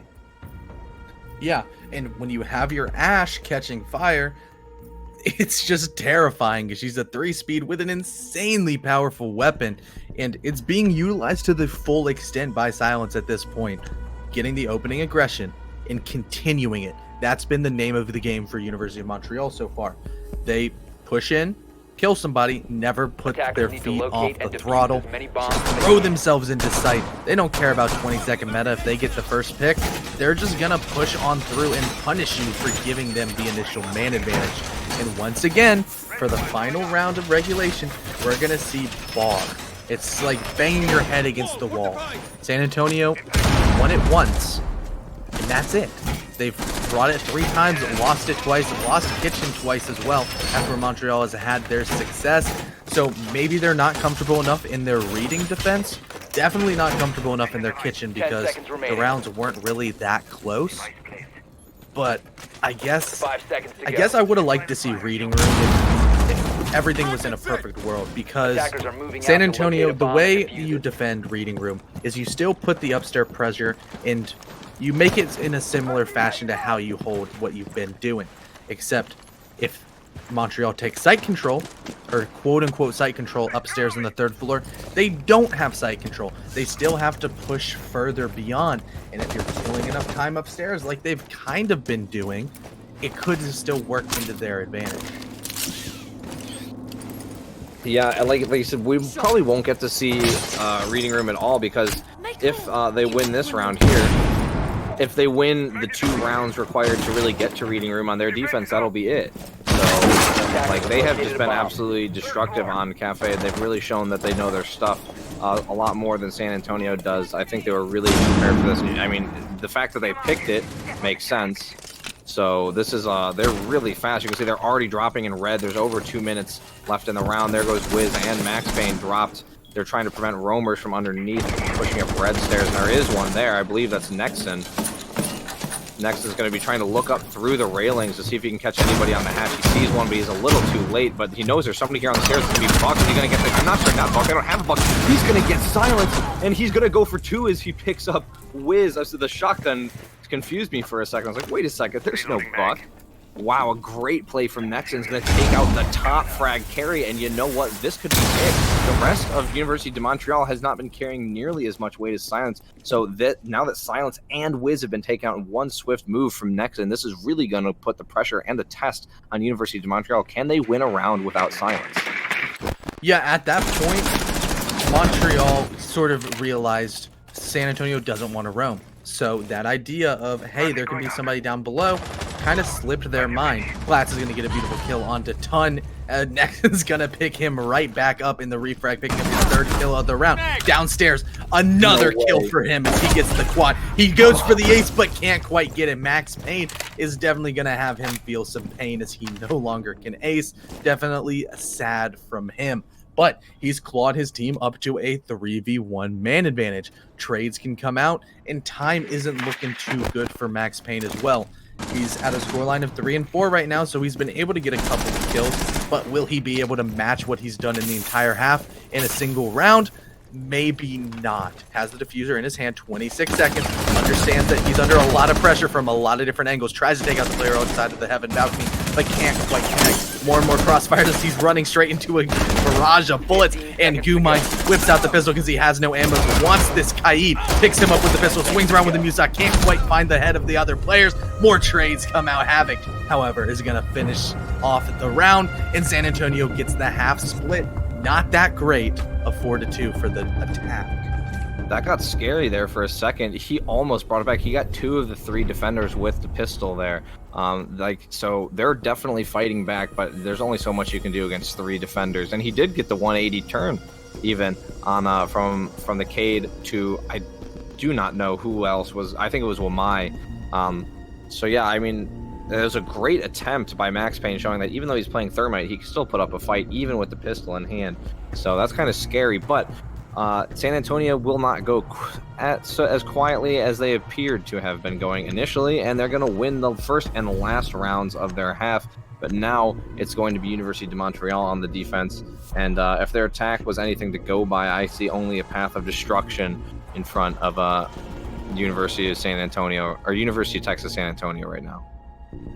Silence is on the mute, and that saddens me because he has been fragging out of his mind on the Ash. Why not give him the Jaeger? Let him free. Let him be free. Let him spread his wings and fly instead of sort of hindering him. Maybe he's just a gunner with the SMG-11. We didn't really get to see that a whole lot on Clubhouse, but only time will tell. The Rejammers are a really great piece of utility, drop stopping, not only breaching if those Rejammers aren't dealt with on reinforced walls, but also makes it very, very difficult to drone properly. And Intel has been the name of the game for the San Antonio attacks. They rely heavily on their drones to find out exactly what Montreal is employing. They're playing in positions X, Y, and Z. You need to push A, B, and C to get them out of those locations. Push forward, 20-second meta has been really the name of the game at this point. But if you can't drone and can't get that intel, that makes it insanely more difficult.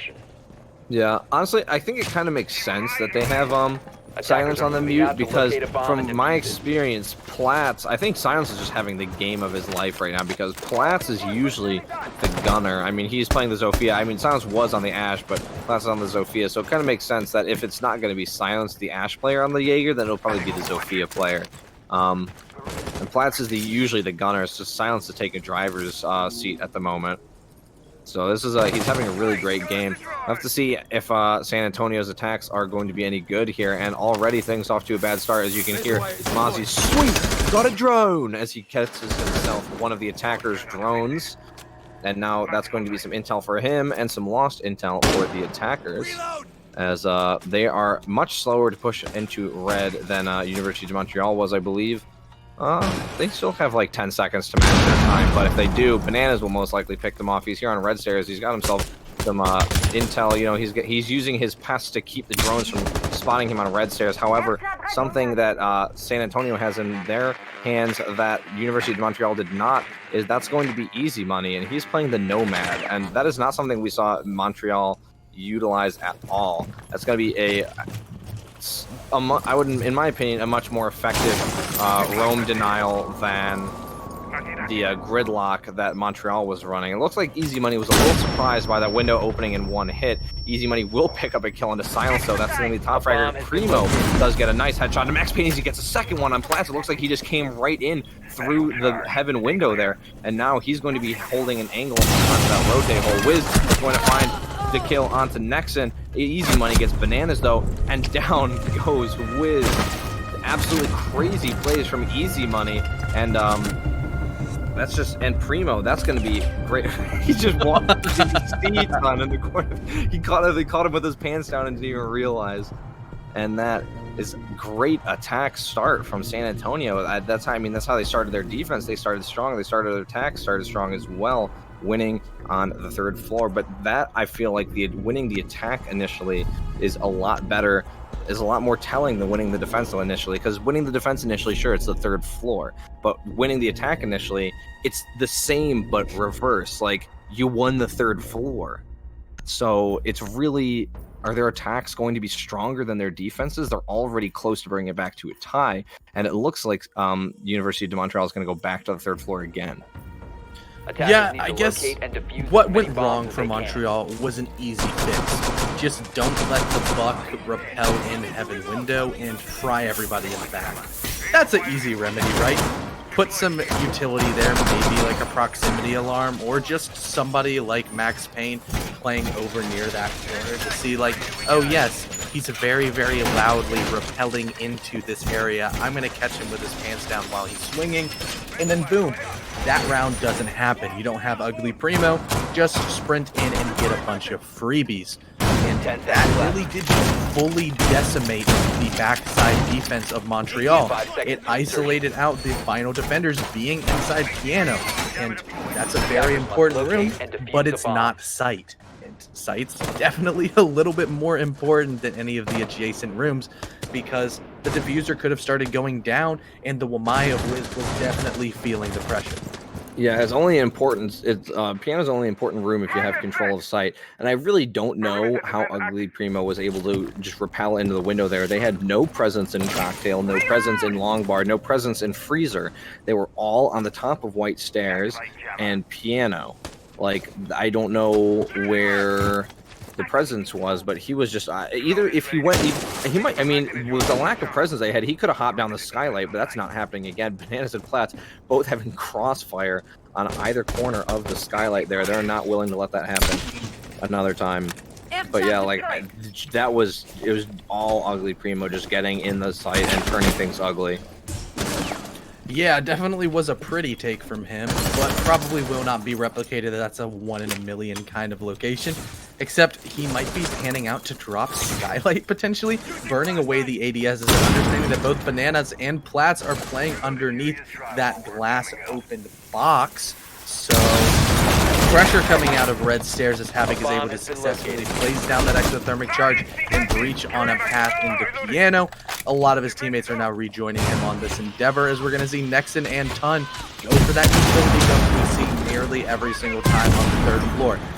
Use all of your lifeline bolts, use all your flash grenades, make Wiz start feeling the pressure. Make him feel like he's in the frying pan, uncomfortable, but Plats is going to take out Havoc, swinging from the balcony here, getting up in behind. Banana's also going to put his hat in the bag, taking out Tun. However, Nexon's going to answer back with the refrag onto the Jaeger, but they're down a man, as well as the diffuser stuck inside. Never mind, it's not stuck inside the breach, it's right outside it. Wiz has reclaimed another disc. That's the timing of the Wamai coming into favor because he has been alive for just long enough. Easy Money being able to take out Bananas, evening up the man count at 3-3 as San Antonio is starting to come alive just a little bit. They are going to get a nice fork going in at the bottom of White as well as inside Piano, but they're going to have to go through Silence at the top of these stairs.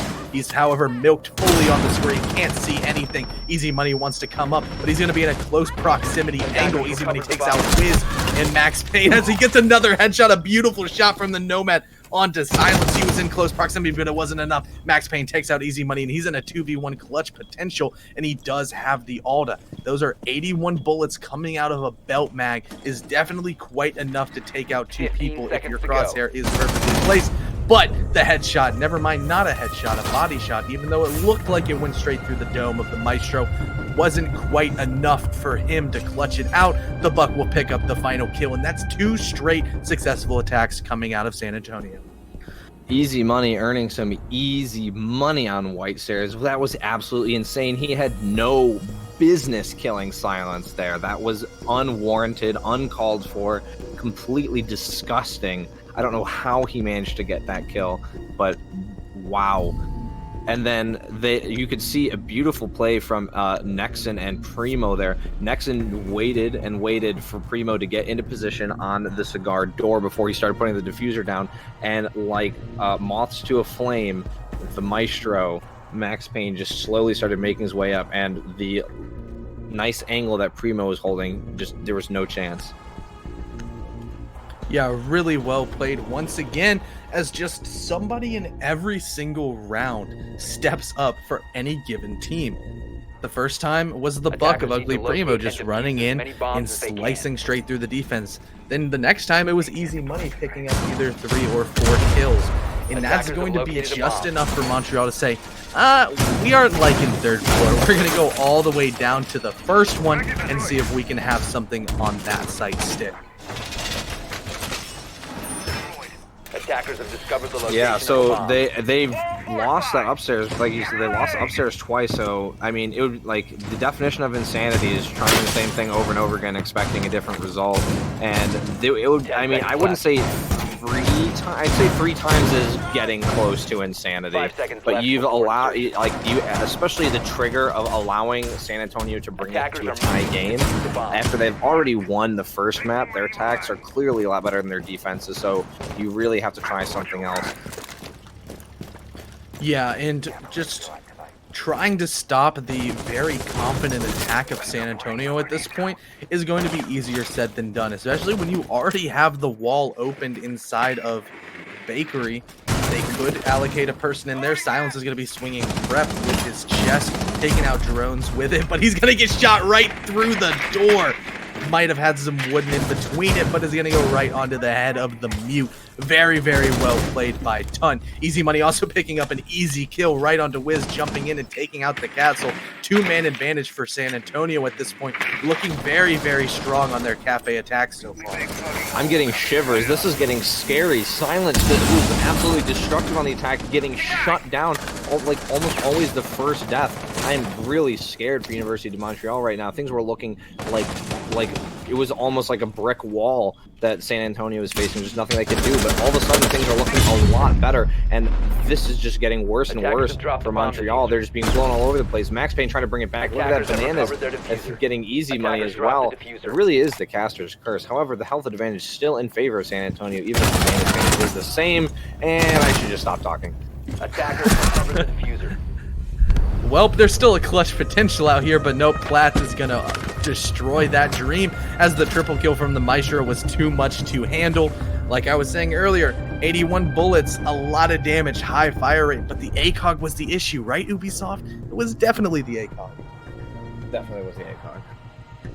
Yeah, that's why his pick rate has just gone down so much, dude. Like, nobody can use Maestro anymore. He's unusable without the ACOG. I mean, you make such a good operator, and then you take away the one thing that makes him so good and usable. It's definitely not his absolutely atrocious gadget that doesn't see any use at all, or his absolutely terrible weapon that is just so bad you can't kill anyone with it. Like, you know, unlike the UMP, which is amazing, you know, it's the ACOG that was the problem. They totally the UMP is so good. If you couldn't tell, we're being sarcastic. I don't want to get clipped and have them be like, oh, these casters are so stupid. See yourself on Jaeger himself in a couple days. Dude, I've already made it to Jaeger himself a couple times, and it's not... What was it? I was with Duke, and I said, like, Duke said size matters. And that was a great clip, but... We're going to finally be seeing reading. I'm so happy. Probably my favorite site on this map due to its complexity. And yes, Montreal is going to be employing exactly what we were talking about. They're going to have a very, very heavy upstairs hold. And it's not the end of the world if they lose it, because, hey, unlike third floor cafe, when the bomb sites are up there, they aren't. They're down directly below. And for San Antonio to be successful, they're going to have to get up there, probably bring in Ugly Primo on the buck to rearrange a lot of those floorboards and peel back the layers of defenders we see underneath. Yeah, if anyone knows complexity, it's definitely University of Montreal. But honestly, with all that setup and operators upstairs, if I'm San Antonio, and, you know, take this with a grain of salt because I'm a terrible player, but honestly, I might just, like, rush dining and just, like, try to, you know, get control of the first floor, because you've got so many people upstairs. So if you just remove the people that are on the first or the second floor, rather, like, you know, what are they going to do about it? They've got to drop through some extremely predictable places, either the white stairs or the laundry hatch, because they've reinforced the hatch into train.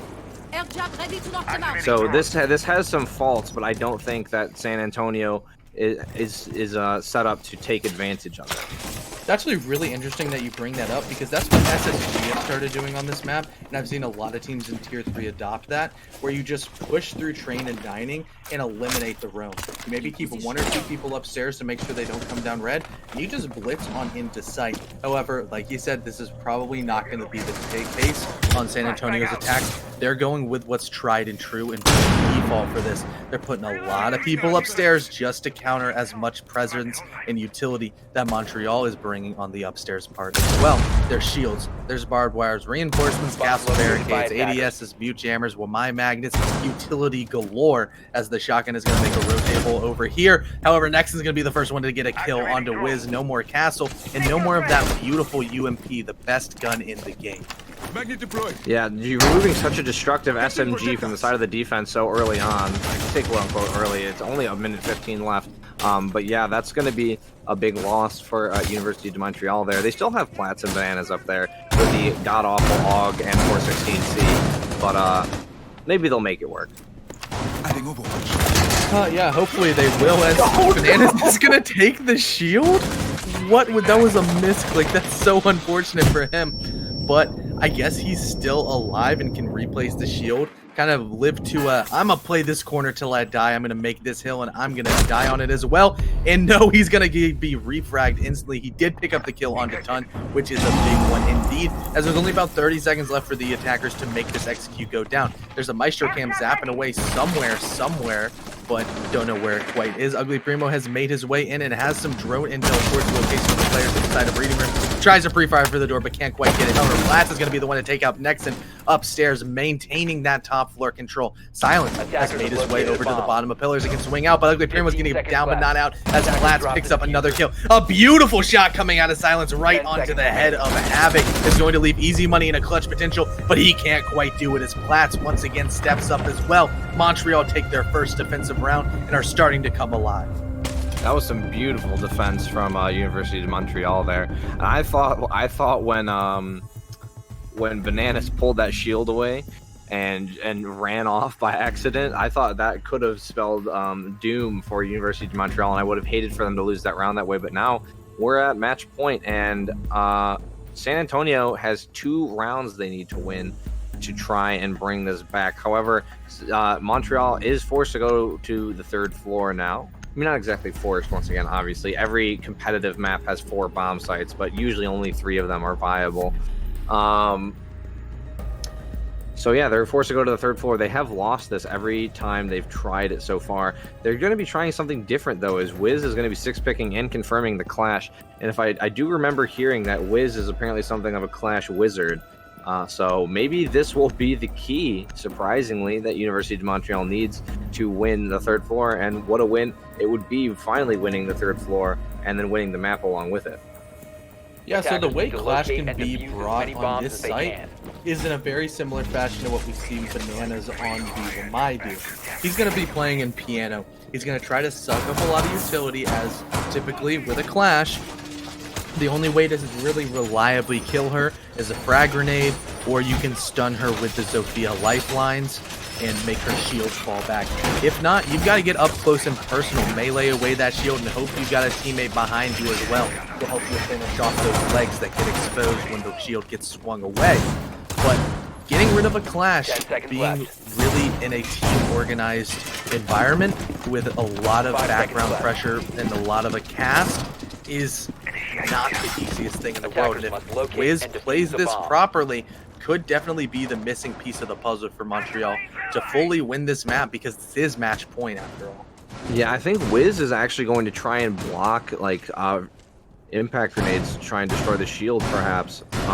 But they didn't bring the Ash this time, and Buck doesn't have frags anymore, so the only operator out of the entire attack line who can destroy that deployable shield is going to be Nexon, and he only has 2 chances to do so. And between the Wamai magnets, the Jaeger ADSs, and Wiz walking back and forth, trying to bounce it back like a paddle, it's going to be pretty rough for Bomb located by attackers. for Nexon to land one of those 2 impact grenades. Yeah, that's the cost of the utility, and that's why UDM just has so many anti-measures over towards piano. Like, pretty much all the ADSs and all the magnets are going over there, as well as essentially 2 shields. One of them a little bit better. Silence is going to break the silence by taking out Nexon, and those were the impact grenades out of the launcher that they needed. That is a huge pick coming out of the Mute as he continues to shine on the defensive side, looking like a surgeon with the SMG-11 so far. Oh no, this is not good. The Clash still alive, the shield's still up. Nexon, the first and only one to fall so far. This is just terrible right now for the attack.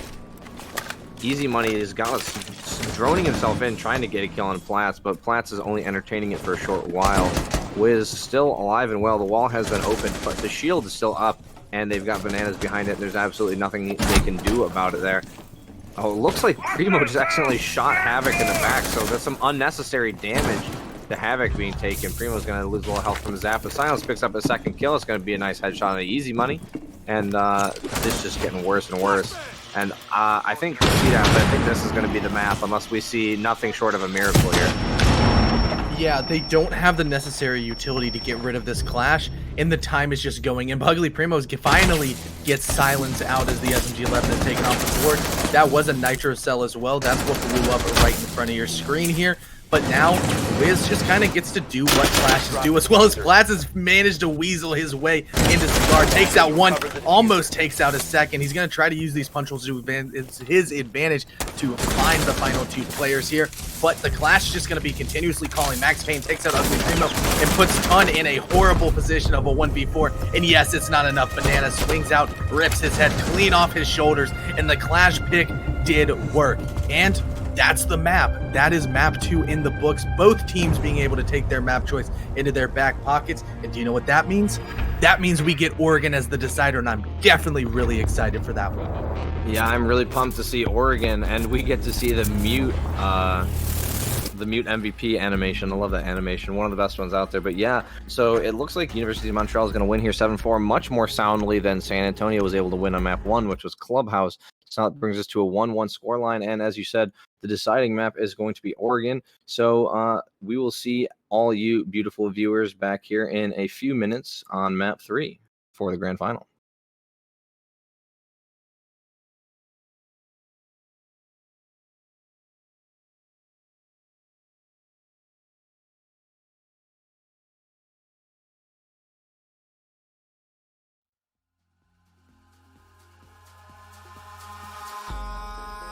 In the sky, gazing far into the night, I raise my hand to the fire, but it's no use, 'cause you can't stop it from shining through. It's true, baby, let the light shine through. If you believe it's true, baby, won't you let the light shine through for you.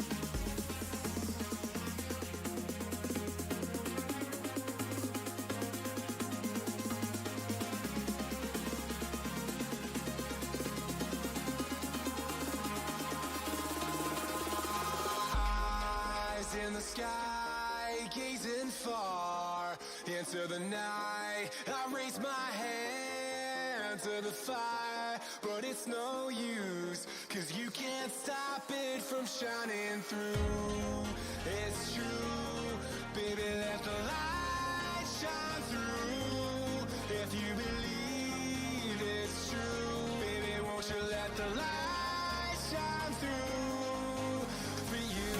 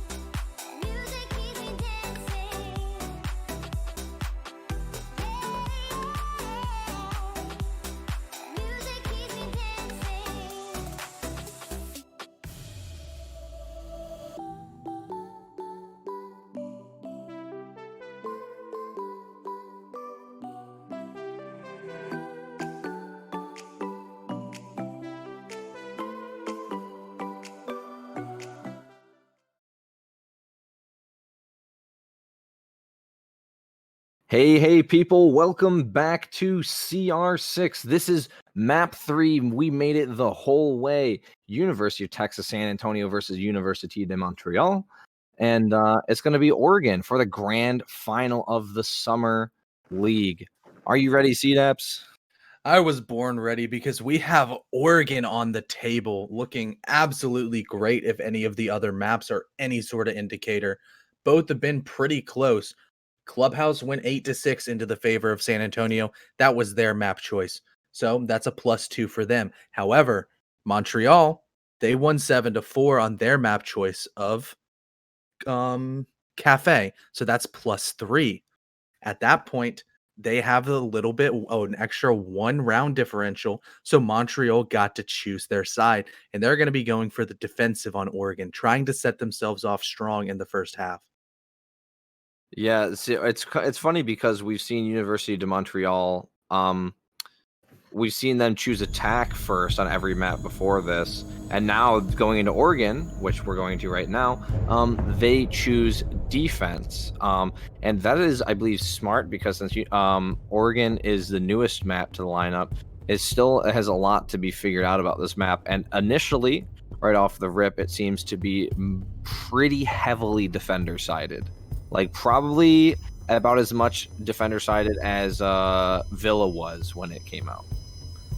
Yeah, that's just the way that maps start off, is because nobody really knows what to do about it. Sure, Oregon has been a really long-standing ranked and formerly competitive map until it got yoinked out of the pool, reworked just a little bit, then brought back. I definitely like the changes that they've done with the map, and it has really elevated its competitive integrity to a point that it's always an absolute joy to watch. There's a lot of things that have to happen, and a lot of the breaching is going to be a lot harder, especially with that Thatcher and Maverick combo biting the bullet first on the bans in a very similar fashion to what we saw happen on Clubhouse. We have to see Mira get banned. There's no way Mira doesn't get banned. Mira is still, yeah, there she is. Mira remains one of the strongest operators, especially on Oregon. I really think that the map designers really outdid themselves with this Oregon rework, and I wouldn't be surprised to see University de Montreal ban Valkyrie again. Yeah, there it is, the Valkyrie ban.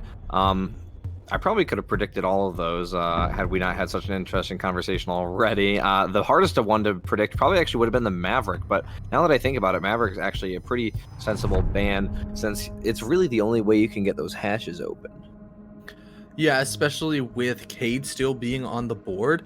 Sometimes I always like to see the Thatcher ban accompany a Cade ban when there is a very prevalent basement or first floor site with necessary hatches, such as we're going to see downstairs. But we can talk about that a little bit later, as Montreal chose to go up to the second floor kids' dorms and main hall site. The only Maverick tricking we would have seen over here is over towards attic, but when you have easy money on the Cali, who did a lot of damage on Clubhouse with that SP-SMG-9 in his back pocket, he's going to be able to make quick work of the wall with those LV Lances. They're very similar to a Thatcher grenade. Just kind of shoot it at the wall, it burrows its way through, blows up, and bandit batteries, or mute jammers in this case, go bye-bye. What exactly am I looking at here? Before switching to the mute, there was no breach denial at all, and even mute is pretty light. And Defenders, honestly, I like the dedication to Kali by Easy Money, and he has been playing Kali relatively well, all things considered. But the thing is, Kali, the way that this map is designed, especially on the second floor, Kali is actually entirely unnecessary, especially when you have Zofia and Ash, because if you do manage to get control of the classroom on the first floor, you don't even have to get control. You can actually do it from the window on the west side and just impact the floor on the other side of that wall, and that destroys whatever was on the ground there. And then you just do the same thing. You don't even have to enter meeting. You can do it from the kitchen hallway. Ash or Zofia, the little tiny like slit of a soft floor there, and kill whatever is on the ground. So Kali, entirely unnecessary, and mute jammers have to be placed on the floor. Not exactly that they knew they were running mute, but those have to be on the floor. So I really hope that Easy Money is as good as the stories say. with Kali to warrant bringing that, because it definitely could have done without. The other thing I'm really confused by, and this was what confused me when I was casting University of Montreal versus Step Bros, was, except now Step Bros was the one doing it. Now it's University of Montreal. They're bringing the Rook, which is interesting. And it has to be for the impacts. That's the only reason you would bring Rook over Doc. Yeah, and I guess as well, if you're not bringing the Wamai, being down by grenades instead of outright killed could be a little bit of an advantage. But at this point, San Antonio hasn't been too much of chefs. They haven't had their Gordon Ramsay lessons on cooking those frag grenades. And yeah, so that impact could be mitigated. But wow, Platts has the shotgun. He has the Ella FO12 shotgun. And he's going to be playing at the top of the armory stairs, waiting for someone to jump in that window. But unfortunately for him, Nexon put a little bit of pressure there and then started to fall back. If San Antonio wanted to push through on the master side over towards that breach, could have been a very, very good pick, getting all up in the close quarters combat with that nearly automatic shotgun. But Max Payne with the ACOG is going to deliver some as Nexon bites the bullet. No more Ash and no more of those flashbangs, but I believe that they were all breached away. Anyways, Havoc, beautiful body shots onto the Rook, is going to get the refrag from distance all the way downtown at the bottom side of Attic, avenging his fallen teammates and evening the man count at this point. There's only about a minute left, and the only avenue into sight has been into... Oh, never mind. Tun gets a beautiful shot onto Bananas crossing the window. You've got to make sure to look out for that, because he was definitely fixed on that location. SMG-11 a little bit squirrely on the recoil for Wiz to finish off Havoc, but he's at about 5 HP as the execute moves. Yeah, you know, University. Oh, wow. Havoc actually getting killed into silence. I thought that would have been Wiz. While the happening with Wiz just does almost equal damage to Ton and Havoc, but he's unable to, you know, control the recoil of the SMG-11, and that's ultimately going to be his downfall as the easy money takes him out, and the plant starts to go down from Havoc. Out in Kids Dorm, it's just Platts with a shot on the FO12. Not going to happen. Ton puts him out of his misery, and the University of Texas San Antonio is going to win round one. That's 3 times now. All 3 maps, they've won the first round. You know, they start off hot. Are they able to continue?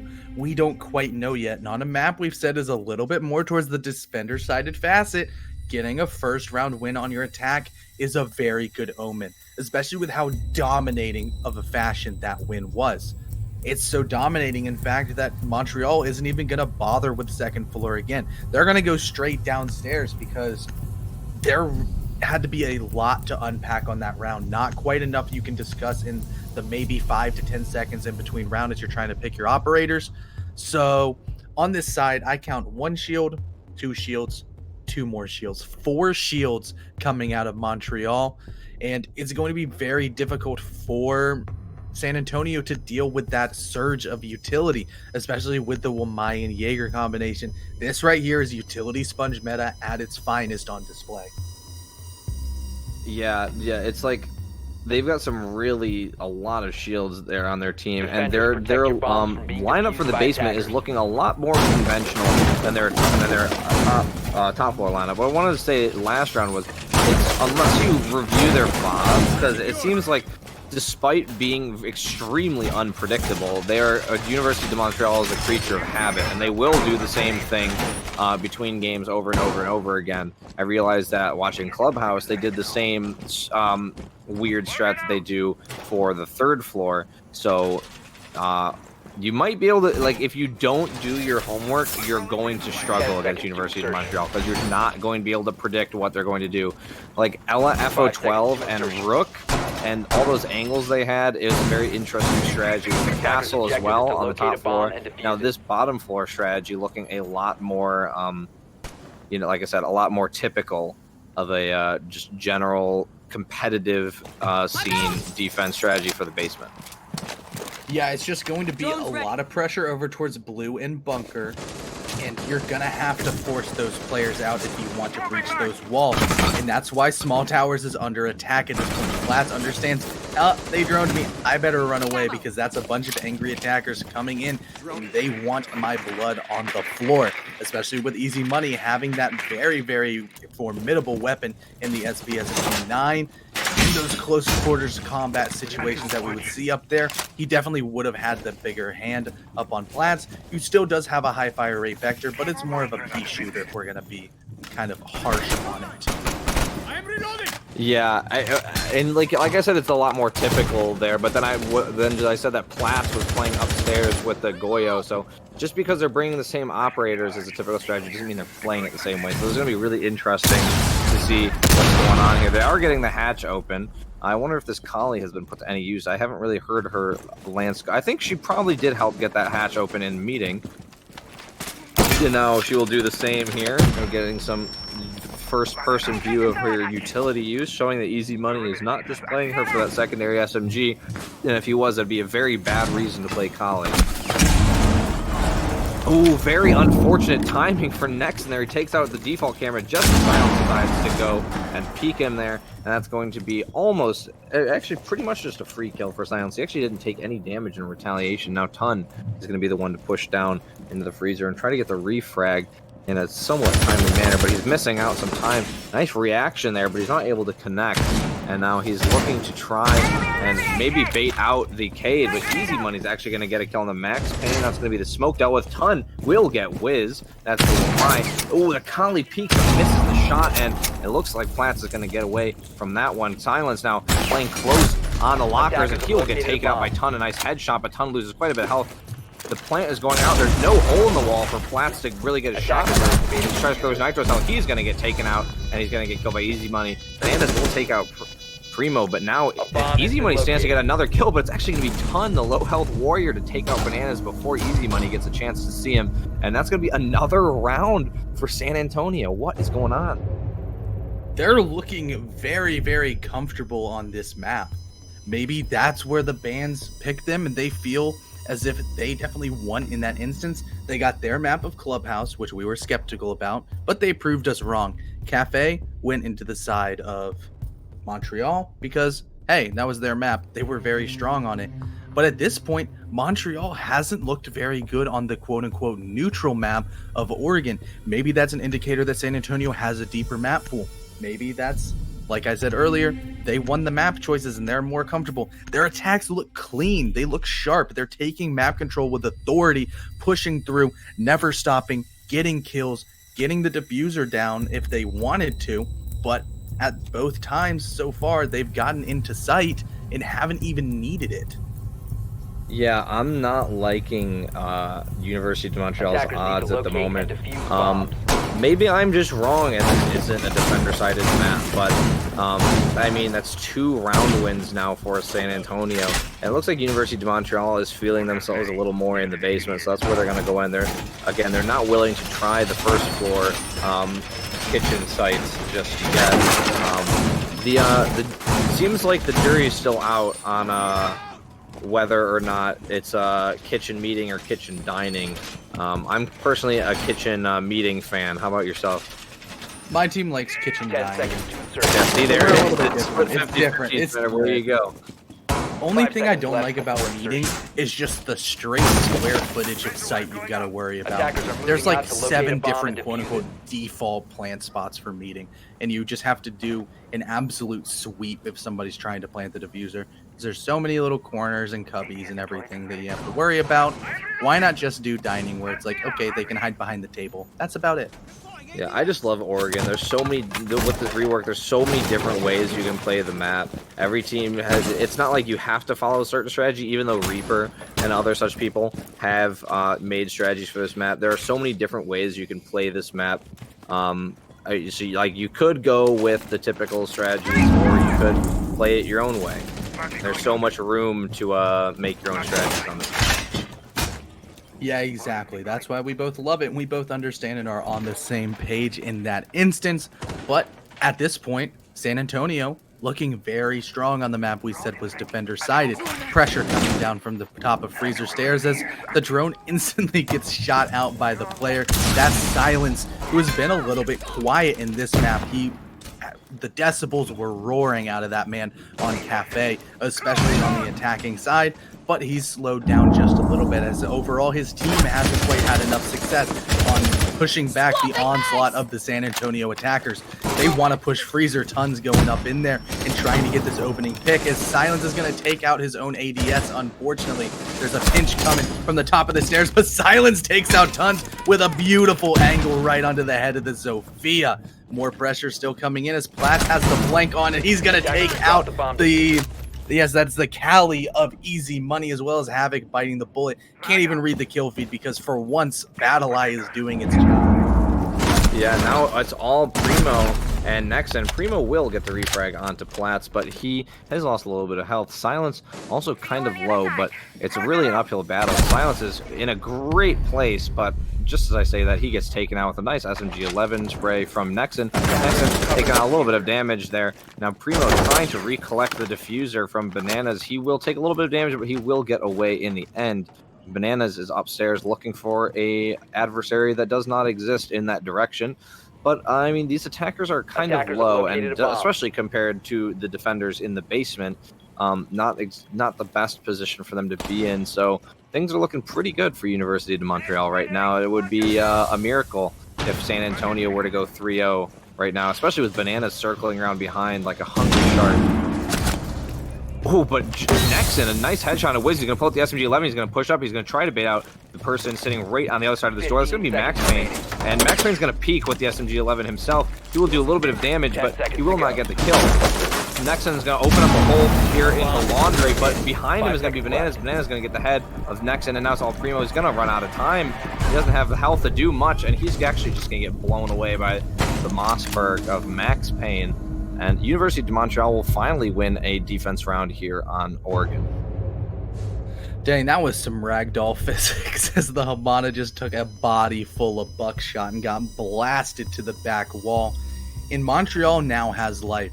They understand that, hey, we're still in this game. It wasn't looking too good at the start, but the 4-2 split for the defender side is still alive if they're to catch fire and continue pushing in. But the initial hurdle they're going to have to fight over is kids' dorms. It was a absolutely dominating fashion for San Antonio to win it last time. I believe 4 players were alive. The first pick went to Montreal on a nice long angle from their rook play. I believe it was Max Payne. But after that, San Antonio just shut every single door that the defenders were trying to get through and took sight, killed everybody, opened, shut case. Easy win for them. But yeah, that's a different story that round. That on the round there in the basement, University de Montreal was the one who closed all the doors open to San Antonio, and like you said, it was pretty good for San Antonio on their upstairs attack, but they really need to. I don't know. They just need to work on something, because San Antonio was just allowed to roll through there way too easily. And as you can see, the strategy has changed considerably now. No more Rook, no more Ella with FO12. Instead, they're opting for the Pulse. And I don't even know who else they changed out in that instance. Everybody changed to different people this time around. Yeah, it's just a completely different look, because Montreal realized moving out to locate a bomb. that wasn't it, Chief. That was not the play that they wanted, because San Antonio just pushed the absolute heck out of the attic. They didn't care about master bedroom, and that was the trap card that Montreal had set. There was a lot of pushback over towards that side, and now actually Nexen is going to be pushing master bedroom, and it's completely vacant. Max Payne, Bananas, and Silence are in somewhat close proximity, but definitely not close enough to pressure in those areas. Platts down below in meeting is going to be trying to use the pulse scanner with Wiz, the double wombo combo of UMP wielding operators in close proximity, trying to potentially get a roam kill or try to stop the breaching going on inside of attic that hasn't quite gone off to this point. Oh no, Platts is giving his position away, and now there's not much he can do. They know he's there. He only did a little bit of damage to Havoc, and it was not a considerable amount. It was an eighth of his health at best, and now he is stuck. He's gonna have to rely on Silence, who has actually gone down for some help. Platts is gonna try to crawl for the hatch and get away. Look at that. Oh no, he's actually gonna play there. He is being a cheeky little boy right now. I wonder if his legs can be seen from over top of the stage. No, probably not. Well, he's still taking some bullets and feeling the pressure, but he is just killing time. Half the round has gone down, and the breach hasn't been opened because they're worried about the potential nitro cell from that little sliver of soft floor right there. Actually, the breach has been opened. I'm completely wrong. I can't hear. I guess I'm just too worried about talking.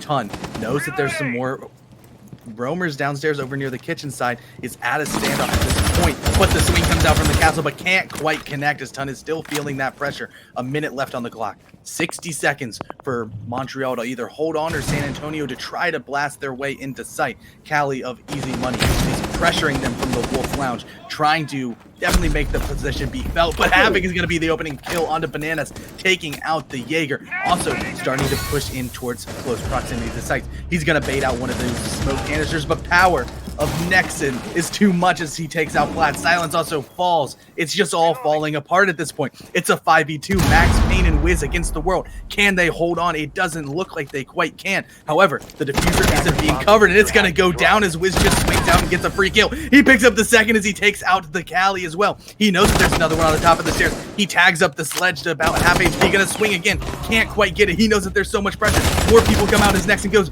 Another shot coming out of Wiz as he picks up the triple kill. And the fourth, he gets it. There we go. What a round from Montreal. Wow, that should not have fallen apart like that for San Antonio. I don't know what that plant was. There was no cover at all. They had no idea that Wiz was there. That was probably the worst play that could have happened, and it was just all downhill from there. I don't know how they allowed Wiz to get away with a homicide like that, but that was ridiculous. 4 kills for the castle with the UMP, and especially after it was a 4v2 there. It was a 5v2. He would have had the ace, but the SMG-11 from distance finished off the sledge. He could have definitely almost should have aced because he potatoed a little bit on the sledge of Nexon, but it ultimately didn't matter. Castle stepped up and may have had the worst gun in the game, but didn't care at all. Took everybody out and took a round. And if you look at the top of your screen, that tied up the score line. Yeah, they're starting to bring it back, and after having won the basement and now the second floor, they're going to be going to the first floor, and it looks like their flavor of first floor is meeting kitchen. So, Attackers need to locate that and round defuse right as many there got bombs as more they can. kills than he did on all of Cafe. He was, I believe, 3-3-9 on Cafe, if my memory serves me correctly. And now he's 4-1-3. That's easy math. He has 1 extra kill. He's looking better. He's feeling strong. Still on the hard support role, but who said support players can't frag? True. So, let's see how exactly University of Montreal is going to set up for this kitchen meeting. We haven't seen this one yet. This is the second last round of University of Montreal's defense. So far we've seen all the sites that seem to be in their lineup. 5 seconds to go. So just a few more seconds here, and it looks Attackers like must locate and defuse a bomb. not much of a change for San Antonio's attacking lineup. As I like to say, as usual, you don't usually see changes in attacking lineups like you do for defense lineups because there isn't really usually a need for much of a change. But it looks like San Antonio is just going to go right into small tower, and Nexon is going to waste no time getting into small tower and getting control. Oh, he knows there's somebody there, but he just got there too late. The castle was there, but he just is able to get away. Nexon thought he had himself a free one, and it would have been if it was a barricade, but it was a castle barricade, the worst kind. Unnecessary waste of a lance there from Easy Money, as Nexon was right there and he had the sledgehammer ready in his hands. But that at least is going to be the castle barricade open. And yeah, I don't have anything else to say. I was going to say, that's some pressure coming out of the west side of the map, is that's where a lot of the San Antonio attackers have pushed in, but they're also going to have to uproot Max Payne and Platts on the vertical side if they want to be successful. They have that hatch opened, and that makes the doorway an absolute death trap. That's what Ton realizes, and he knows we have to get these people out. It is necessary for our execute, and he's struggling just a little bit. He's on his own in a 2-1 situation. not the easiest thing to do, especially when there's a lot of mobility up on this top floor room. The Cali will bite the bullet from that hatch that I just talked about as Platts takes him out. Next, however, is going to refrag onto Wiz, the hero of last round, and Platts is just in a very, very, very good position right now. He can't be challenged from the window. He's got that hard wall still on his back, just waiting for somebody to walk in the breach and not really know what they're doing. The Max Payne on the Kaid is protecting this window. Actually might have fallen all the way back. Ugly Primo takes out Bananas, a beautiful shot at the bottom of the white staircase. A Zofia stun coming in, pressuring in Platts as he feels like the whole world is caving down on his shoulders, except it's just the one-man army of Zofia at this point. However, Tun will finally get the better of him here, as there actually was a bit of a pinch coming out of Primo. Max Payne down inside his sight, still has that nitro cell in his hand, and so does Silence. But they're in a 2v4 situation. It doesn't quite look good unless they just fully funnel themselves into the breach. If they have to throw their bodies in, Silence takes one kill onto Tun, ends the Zofia's life with a beautiful headshot of the SMG-11. Swings out once again, picks up the second, but can't quite get the third, as now Nexon is in sight in a 2v1 situation here, but Primo's gonna take out Max Payne, and San Antonio with the solid attack reclaims the lead. That was almost bad for Nexon. You can see he was putting his back directly towards the Cade, but the Cade was not even looking in his direction. It was almost like you could have put the two enemies' backs together and they would touch backs and wouldn't even realize. But yeah, I can't believe they took Wiz off the castle, especially after that last one. They put Bananas on the castle and put Wiz, I believe, on the smoke.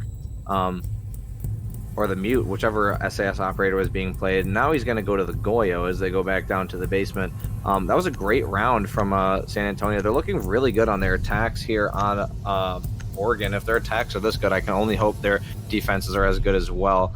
University of Montreal is finding some success here and there on their defenses. The defense wins they've had so far have looked really good, but the best they can hope for right now is a 3-3 on Oregon. So they're just going to have to hope that either their attacks are just as good as San Antonio's, or that San Antonio's defense is just not as good as their attacks. Yeah, I mean, they got the side choice here. They had just enough round differential to have that definitive advantage. They're like, okay, let's start on defense. Let's try to get some momentum going this way. But it hasn't panned out for them so far. But remember what happened last time on Cafe?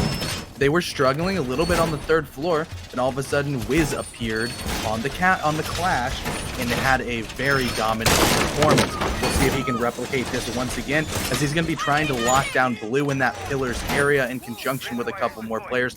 Probably maybe a Goyo shield. Actually, no, he's 6 picked off Goyo. I'm lying. I'm sorry. Probably a couple of ADSs from Bananas. Maybe the shield from Max Payne, if that's where he allocated that precious piece of metal, as well as potentially the anti-breaching measures coming out of the Kaid clause, making sure that those breaches don't just get open, where you can encircle and encapsulate that class, shoot her in the back where she's most vulnerable, and take her off the board. Yeah, that's the magic of Wiz is, you know, you would never, I mean, even though we know that he's a Clash player, you never expect him to 6-pick off of anything onto Clash. And also with the reveal phase, you don't know who's playing what. And Goyo is such a typical pick for the basement, so that was an extremely smart play from Wiz if they're not bringing the Goyo, to have him 6-pick off the Goyo onto the Clash. Now they know the Clash is there, but Tun is going to use both of his stuns and one of his impacts, and they're all going to get the first one actually did hit Clash, but to no effect.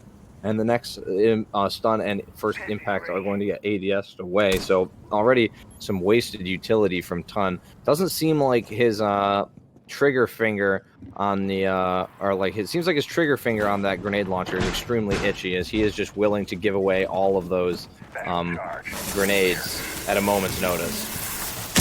Yeah, now with the hatch being open from up above, that was easy money, and Havoc breaking that open. That's going to allow Tun to start putting pressure over towards pillars, because they realize they could just drop the hatch at any moment. They have 2 angles to worry about. However, Silence could go for the flank if he so desires, as well as Platts, who have made themselves up into advanced positions, threatening to push over towards the meeting. Drone, however, is going to spot out Platts' location, and yep, he has some bullets following him down the freezer stairs. Escapes with his life.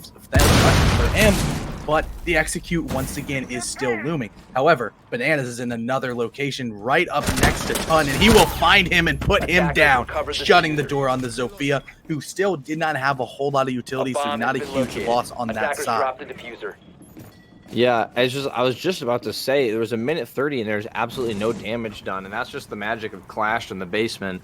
And as you can see, the staring contest still happening with this Clash right here. It looks like Easy Money is going to try to knock the shield away. Wiz realizes this and is starting to go back around that pillar there, protecting his. Bananas is going to start rolling up to help out.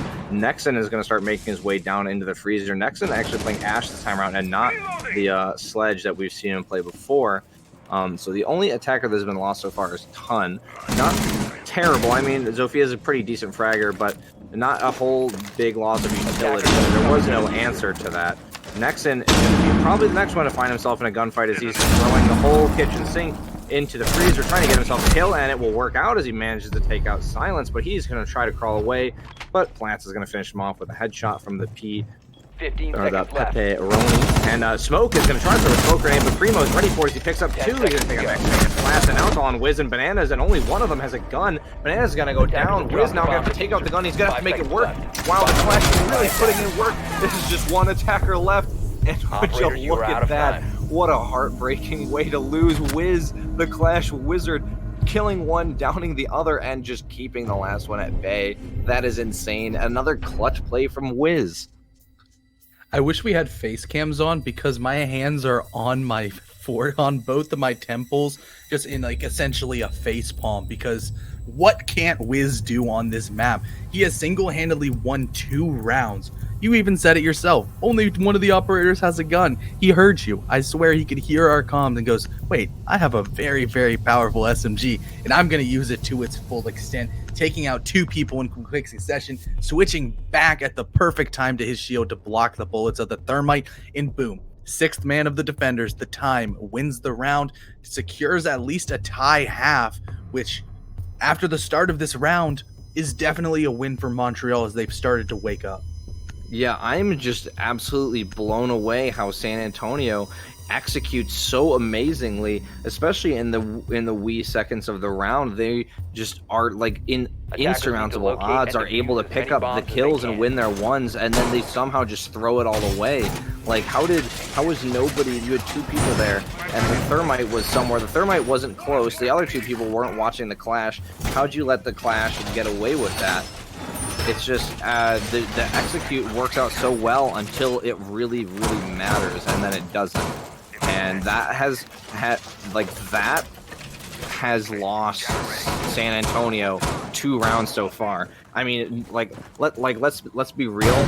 Absolutely no offense to University of Montreal. They're playing amazingly right now, capitalizing off of these mistakes. But if we think back, the 2 Wiz clutches, those really should have been San Antonio wins. But due to the magic of the Wiz himself, he capitalized off of San Antonio's mistakes and brought them back to wins for Montreal, which is absolutely great. They should really be valuing Wiz right now, because if Wiz wasn't there doing what he's doing, they'd be staring at 5-1 right now. Yeah, and especially on Oregon, it would be a huge lead, almost insurmountable for the defense, especially on the switch, because you should be winning your defensive rounds. Montreal just haven't looked quite as comfortable on this map as they have on others, and we're going to have to see what they have for their attacks. They're also bringing Cali in here, as an LV Lance will make quick work of the bandit batteries on the attic wall, allowing Max Payne to place that wonderful exothermic charge, blasting open a nice pathway down the attic way. So a little bit of debris flying right past Tun's face. He doesn't care as he wants to swing out, but can't quite find a head. He's most likely going to be the first engagement on this side, as Montreal wants to go from this north side push, as there's the Cali, there's a couple other people ready to start pushing in if they so desire. Oh, well, my Magnet's going to make quick work of an LV Lance, trying to maybe get an ADS or some sort of mute hammer on that wall if they want to reach away that side. Yeah, I'm just hoping Ton doesn't get taken out again. We've seen the tragedy of Ton. He's been a pretty decent gunner, getting some really nice shots, but he just keeps getting taken out early every single time. Ugly Primo is going to get cornered all the way in the basement and get taken out by Silence and a little help from Flats, as he was just there to help corner. But yeah, Ton has just been taken out first, like almost every single time on defensive and attacking side, but especially the defensive side. Also, what happened to that third Kali explosive lance? Did it get blown up in the air by the magnet. It got caught by a magnet, yes. The second one did, but she launched another one and it just disappeared. And I didn't even hear a magnet noise or anything. Oh wow, that was so close by Ton. Those outlines make it look. He's just so close every single time, but Ton unfortunately just cannot connect with anything. It's so unfortunate right now. It's a real tragedy. Nexon will take out Bananas. We have to see if Ton can find anything. He's so close every single time, but he just cannot connect. And this could be the difference maker for his team. If Ton could at least pick up one kill, this could be it. Nexon will drop another as that gets finished off, and Ton will take out Win. Finally redeeming himself. Silence will take out Ton, though. Now it's Nexon who's going to get taken out by Platts, and it's a 2v2 now, easy money, and Havoc versus Silence and Platts, and Havoc is downstairs, so it's just the Ultimate Man upstairs. Oh wow, a nice Nitro Cell is going to take out Silence, and that was the Diffuser Panther, and easy money is just going to mow down Platts with the Ulta. No chance. Platts wasn't even looking the right direction. He's just handed his back on a silver platter to the spaghetti monster, and there was no getting away from that one. Yeah, as soon as you said the mute was offside, I'm like, oh, he's gonna get this Nitro Cell. He 100% is. He has the pings from the Maestro camp, and that's all the intel he needs to throw that beautiful brick of explosive right to the ceiling. Give it a quick call, 911, and boom, Planter is dead, and you don't quite have enough time to recover that diffuser. That's the 20-second meta. That's if something goes wrong, just like all of a sudden the Wamai picking up a whole flurry of kills, trying to run in the breach, and you weren't able to execute it properly, you're going to fall flat on your face. That's exactly what happened to Montreal, as now Wiz is trading in one shield for another. Goes from the Clash to a Monty. We'll see if he has a very similar impact on the full safe shield operators. Only time will tell. Now Platts is going to pick up the Cali. Interested to see how he is, because his aim is definitely insane. Will he be able to get those nice flicks like an op shotter from CSGO? I don't know, but definitely looking forward. Defenders, protect your bombs from being defused by attackers. Kali is definitely not Platts' play style. And it is nice to see Wiz on another shield, especially the Montaigne, who can be extremely annoying to play against. Yeah, so, but once again, those beautiful plastic explosives are going to be the thing that they're going to need to most likely get rid of Wiz. They also do have the smoke, so when you're signed up to be Montaigne, you've got nothing to stare down but toxic gas and plastic explosises. It's really a terrible life. So being a Montaigne main is hard, but Wiz is clearly showing his stuff as a shield main, and you're hard pressed to find a good shield main, but I think University of Montreal has one here. To locate a bomb and defuse it. Yeah, the way I think of Monty is just an iron drone. He just full extends and stares at you menacingly, to reference like that's old SpongeBob meme. He just sits there. He's sitting there, he's hitting his Z key, he's pinging the locations of anybody that's peeking him, he's relaying all that information into Discord so the rest of the team understands, yes, they are here. We need to push this, we need to help our Monty. But he's also just constantly gathering in information, just like right here. He's also going to be burning away one of the toxic babe canisters. That right there, that yellow gas, is about as precious as gold for the 20-second meta.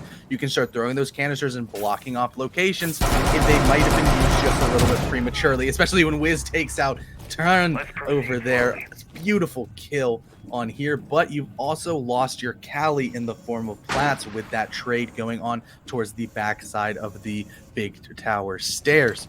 You can't necessarily get the breaches open if there's anti-breaching measures, and yes, Ugly Primo has the Kaid.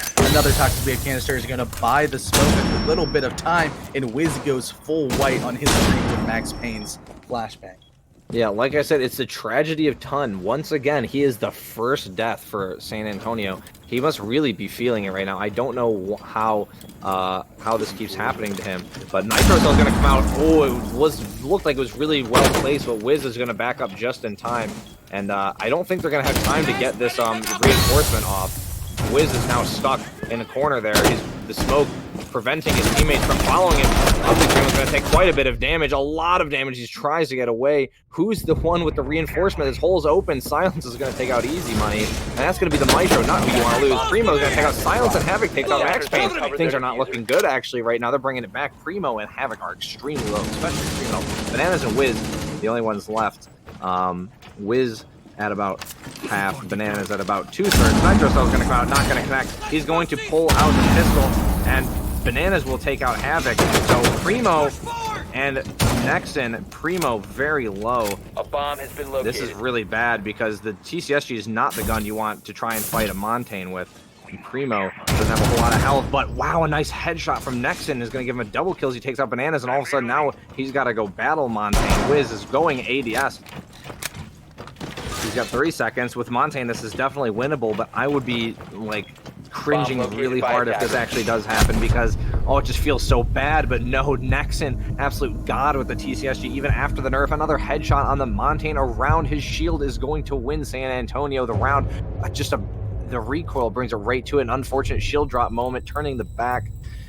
Yeah, I don't know why you wouldn't expect Nexon to be standing there, but that's very unfortunate for Wiz. He just tried to take the freezer to gain a foothold in the freezer, and that cost him his life.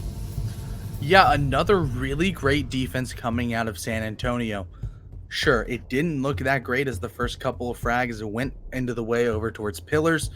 Unfortunately, though, they couldn't quite uproot the Goyo, who reclaimed the area, had 2 shields on both sides. So much of the utility on the defender side went towards that Monty. He was an absolute metal sponge towards 2 nitro cells, a Goyo shield exploding right next to him, 3 toxic babe canisters, people meleeing his shield, and he was just overall so annoying. But at the end of the day, when you're a Monty in a 1v2 situation, not the best. Maybe on the clutch potential, if it's a 1v1, it is incredibly hard for a defender to dance with the Monty. And if the diffuser is down as well, that's just no-go as well, because he can just kind of keep on falling back and pushing. You're going to have to make the mistake he's capitalizing if he is just waiting patiently and being a good Monty, which I assume that Wiz is and has shown to be so far. But now he's on the Nomad. He doesn't have a shield in front of his face, and he'll be very vulnerable to bullets if he's face peeking and playing in a similar fashion, but probably not because he's on the flank watch duty. He's going to be escorted by his team to cut off the rotations over towards all of those wonderful staircases. That's going to be big tower, that's going to be main lobby, and maybe even the white. If they cut those rotations, it's going to minimize the impact and potential of the upstairs roam that San Antonio is currently setting up over towards the master bedroom and kids dorms areas. We saw it be so powerful on this side of San Antonio, but it was ultimately mitigated from the heroics of, I believe it was Ton on Sophia, just starting to blast away all of the utility towards the Jaeger, and ultimately just hopped in the window and killed. Yeah, not as much of a strong upstairs presence from San Antonio here, and just like Montreal, their flavor of first floor site appears to also be kitchen mating. Sorry, CDAPs, you're just outnumbered here. So it looks like Kun is going to be the first one to encounter someone, but he does not die first this time. Instead, he's going to take Wiz down, and that's going to be the first kill of the round. And it isn't, like I said, it isn't Ton. But the Jackal is coming out on Primo now as they have control of the upstairs. Primo thinking there's a door there. No, your teammate has blocked it off, and now you are in a bit of a pickle. The attack could collapse in on you. They're just taking their time playing with their food. So Max Payne has himself a little hole here, and he is just going to sit on it and hope that somebody shows their face. Bananas is going to make it a little bigger, but it could be dangerous now that they could peek from any height. But I don't think that San Antonio is going to get aggressive on this hole, especially since they have shields to play behind. It would just be tragic if someone were to try and push down that hallway from the defense, push down that hallway. Jackal is trying to get either shots or feet through the floor, but the scan is going to be pretty dangerous. He's catching nitro cells and bullets from all directions, but he's still alive. And it looks like there's going to be Ton up here. Ton is taking a decent amount of damage, and Primo will actually get the kill into Bananas, though. That's going to be the sledge. And now it's just Silence up here facing off 2 defenders, and he is stuck inside of Kids. He's got one on White, and he's got one on the game. Primo's going to take out Platts. Silence will take out Ton, though, but he has lost a lot of health. Max Payne is completely full, but it's a 2v4 situation. And like I said, Silence not looking too good in terms of health. The pings are coming out. They know where the Goyo is, but he's just going to go and hide behind the boxes. As Max Payne sees his head, teasing him for a little bit, but he's not going to get the shots off. He's going to walk through the barbed wire, give his location away. He's going to get shot by Nexon. That's going to be right from the kitchen door, and that is your only full health attacker. His life lost. Primo is poised to take out the low health Silence, and that's exactly what he's going to do. The pre-fire Silence unfortunately walks right into it, and San Antonio is going to win 3 defense rounds in a row. Can they be stopped here on Oregon? Things are not looking good right now for University de Montreal, as that's going to put them, I believe, 6. Sorry, 6. That's match point, 6-3. And with the 3-round lead and already being on match point, they're going to have a shot at every single site that they've previously been successful on. It's going to be quite a mountain for Montreal to climb up, as they're going to have to do exactly what San Antonio did, but in reverse. They have to make their micro adjustments properly and read into the looks that San Antonio gave them last time around. Make sure to remember, where were they pushing, or where were they set up on the defense? What were they protecting? What are they going to do? And if maybe San Antonio has a couple pocket strats or anything else, some different looks thrown onto University of Montreal, we could see this map end at any moment. Yeah, I absolutely love the soundtrack that Oregon has here. It just perfectly exemplifies the situation that University de Montreal is in right now. That music, they have to make this comeback. They're staring down the unbeatable opponent, San Antonio. At this point, it looks unbeatable. They're staring them down. The neo Wild West music plays. They have to win these next 3 rounds to take it to overtime. It really sets the stage on such an amazing map.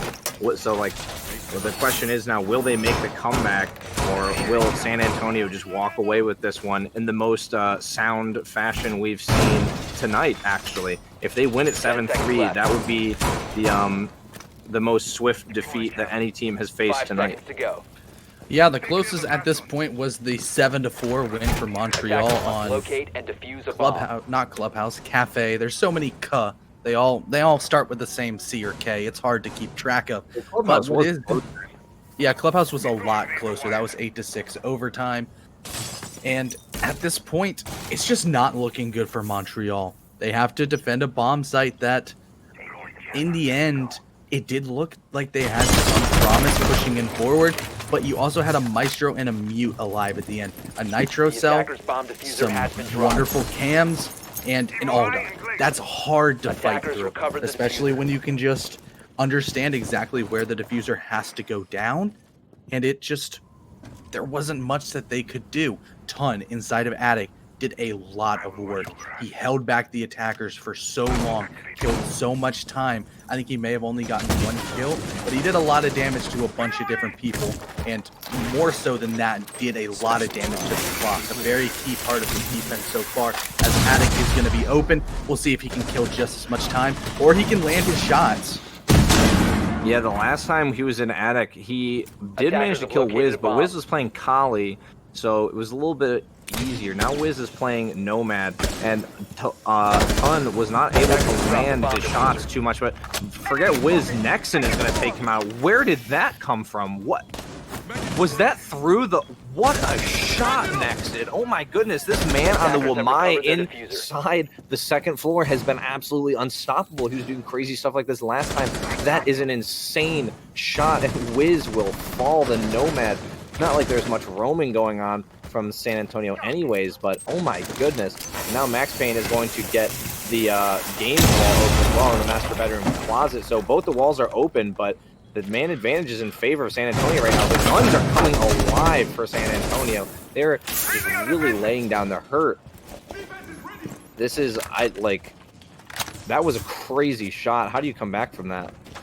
Yeah, that's just a whole lot of momentum into the side of the defenders, and when you're hitting shots like that, you have all the confidence in the world to peek all of these players trying to go for their execute. Stun grenades are going to go confirm the location of a player inside of Attic. That's where Bananas is going to try to get some momentum, but Havoc is going to take out Max Payne. However, Nexon picks up another one. Turn will fall at the hands of Banana, but Easy Money picks up another kill as well. It's all up to Bananas, but it's not enough as Easy Money gets another kill. Takes the game at 7-3, as well as the series. University of Texas at San Antonio are your CR6 Summer League champions. What a game. They started out a little shaky on Clubhouse, just barely winning it in overtime, losing on Cafe, and then a swift win, the swiftest one we've seen all night, 7-3 on Oregon. That is amazing. And Nexon, of course, the MVP of the night, 13-3-6 for University of Texas at San Antonio. What a game he was having on Wamai, looking absolutely unstoppable. And that is going to be it. That is the series. And it went the full distance, and it went to Oregon. On the final map, I wouldn't have it any other way. Yeah, absolutely great series. One for the books. Just back and forth. First game, so close. Went all the way to overtime. But San Antonio edged it out. Then we went to Cafe, and that was the show for Montreal. They put on a dominating performance, but just as dominating, if not a little bit more, was Oregon for San Antonio. And that's why having the stamina, being able to go the full distance was just enough for the Texas school to win it out. They get all the bragging rights, everything galore into their side. And they're also going to get a little bit of an interview. So we're going to get to go behind the scenes and pick the brains of some of the players on the San Antonio side. So as soon as we get that set up, actually, we will go ahead and have him in. We have none other than Ugly Primo in the booth with us, pardon me. Like to be the first one to say congratulations. How does it feel to be a champion? Feels pretty good, man. It's going to be my last ride with these guys as far as a UTSA member, so feels good to go out on top. Yeah, and on top, you definitely went. I'm going to go ahead and throw it over to my other casters. He probably has some more pressing questions to go forward with.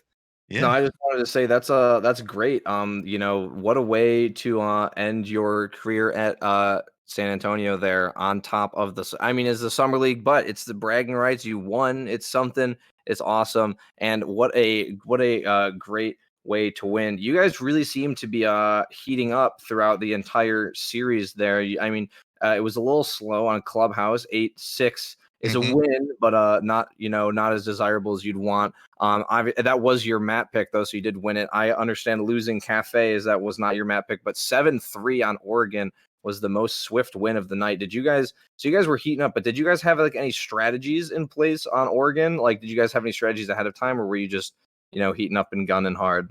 I think it's definitely a mixture of both. With Oregon, we definitely do a lot of scrims on it, make sure we have our strats ready to go and everything. We make sure we attack evenly well, too. We like to do a lot of split pushes, try to bring pressures off from multiple angles as possible instead of just funneling in through one angle. So we make sure that we coordinate our attacks and pushes pretty well. Migs does a good job, with all the intel, that boomer brain. Yeah, I've heard the homie Migs is a little bit of a boomer, but we love him nonetheless, right? Oh, always got love for the homie Migs. Usually, we start heating up towards the end. We saw our mistakes that we were making on Cafe. We felt like we were playing a little passive, and so we decided to turn it up a little more on Oregon and let our guns go a little more loose. And so we're able to start getting some kills, getting a little more confidence in our rounds. So who would you say is for your team? I think I have my personal answer. I'm sure you do as well. Who would you say is the MVP of the night for your team? MVP. I don't know. It's kind of hard to pick who. I want to be braggadocious and just say me. But usually for that, I want to kind of split up. Easy did a really good job on Clubhouse, so I can't really take all the credit. He's really essential for us. He plays the Cali and helps us get into sight and drones a lot for us. So he gets us a lot of kills, whether if it's with his gun or with his intel. So I'd say he's a really good big part of our team right there with that. Yeah, I've almost forgot when you mentioned Easy. Easy had a huge role on a Clubhouse, and that might shake up my personal thing. So for me, it would have to either be Easy or Nexon, because Nexon came in hard on Oregon, 13 and 9. 13-3-9. That was a great play from him. The Wamai, he was unstoppable. And yeah. Oh yeah, he was definitely popping off on Oregon. Usually, if he does have a bad map or a bad couple rounds, like on Cafe, he usually takes out that anger on the next map. So I was glad he was able to pop off on Oregon, help us out, get that W. Yeah, it certainly showed, losing Cafe and then top fragging by a mile on Oregon. Definitely was a little upset and took his anger out in the right place on the enemy team and not his own. Oh yeah, definitely. He knows how to distribute that. He's not a rager. We also wanted to make sure that although we got love for the Montreal boys, we didn't want to let them get the three-peat of the collegiate leagues. Yep. And so we yeah. wanted to make sure we came out with the win on this one. That's what I was thinking about earlier too. They had one CEA, they had one CRSL. So are they going to get the hat trick, or is University of Texas at San Antonio going to be the one to stop them? And you guys did. You toppled the Titan and prevented them from getting the collegiate league hat trick. And great job to you guys. The only obstacle standing in their way. Oh yeah, man. Good old Texas boys had to represent today. The Can't let way the foreigners south, have all the fun. the way south versus the way north. Yes, sir, indeed. Do you have anything else, C-Dubs? I don't have anything. I think you covered pretty much everything I wanted to talk about. Yeah, well, that was it. The Battle of Canada versus the Battle of the United States there. Texas does come out on top representing the United States, and they win 2-1, University of Texas at San Antonio over University de Montreal. I've been Poseidon, and with me has been CDAPS, and that was the CR6 Summer League Grand Final. Thank you all for watching, and we hope to catch you back here in Season 5. Stay tuned.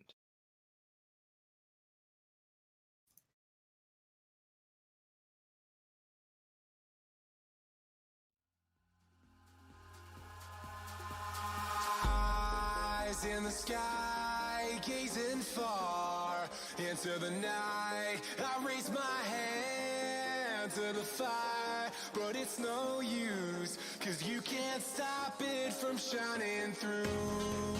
It's true, baby, let the light shine through. If you believe it's true, baby, won't you let the light shine through for you.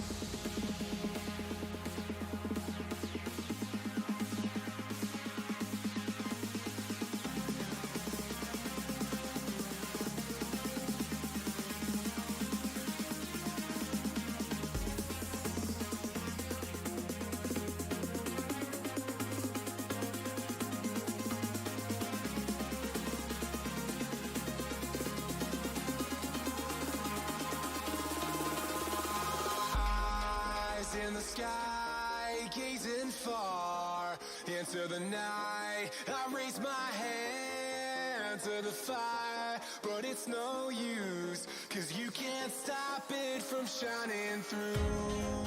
It's true, baby, let the light shine through. If you believe it's true, baby, won't you let the light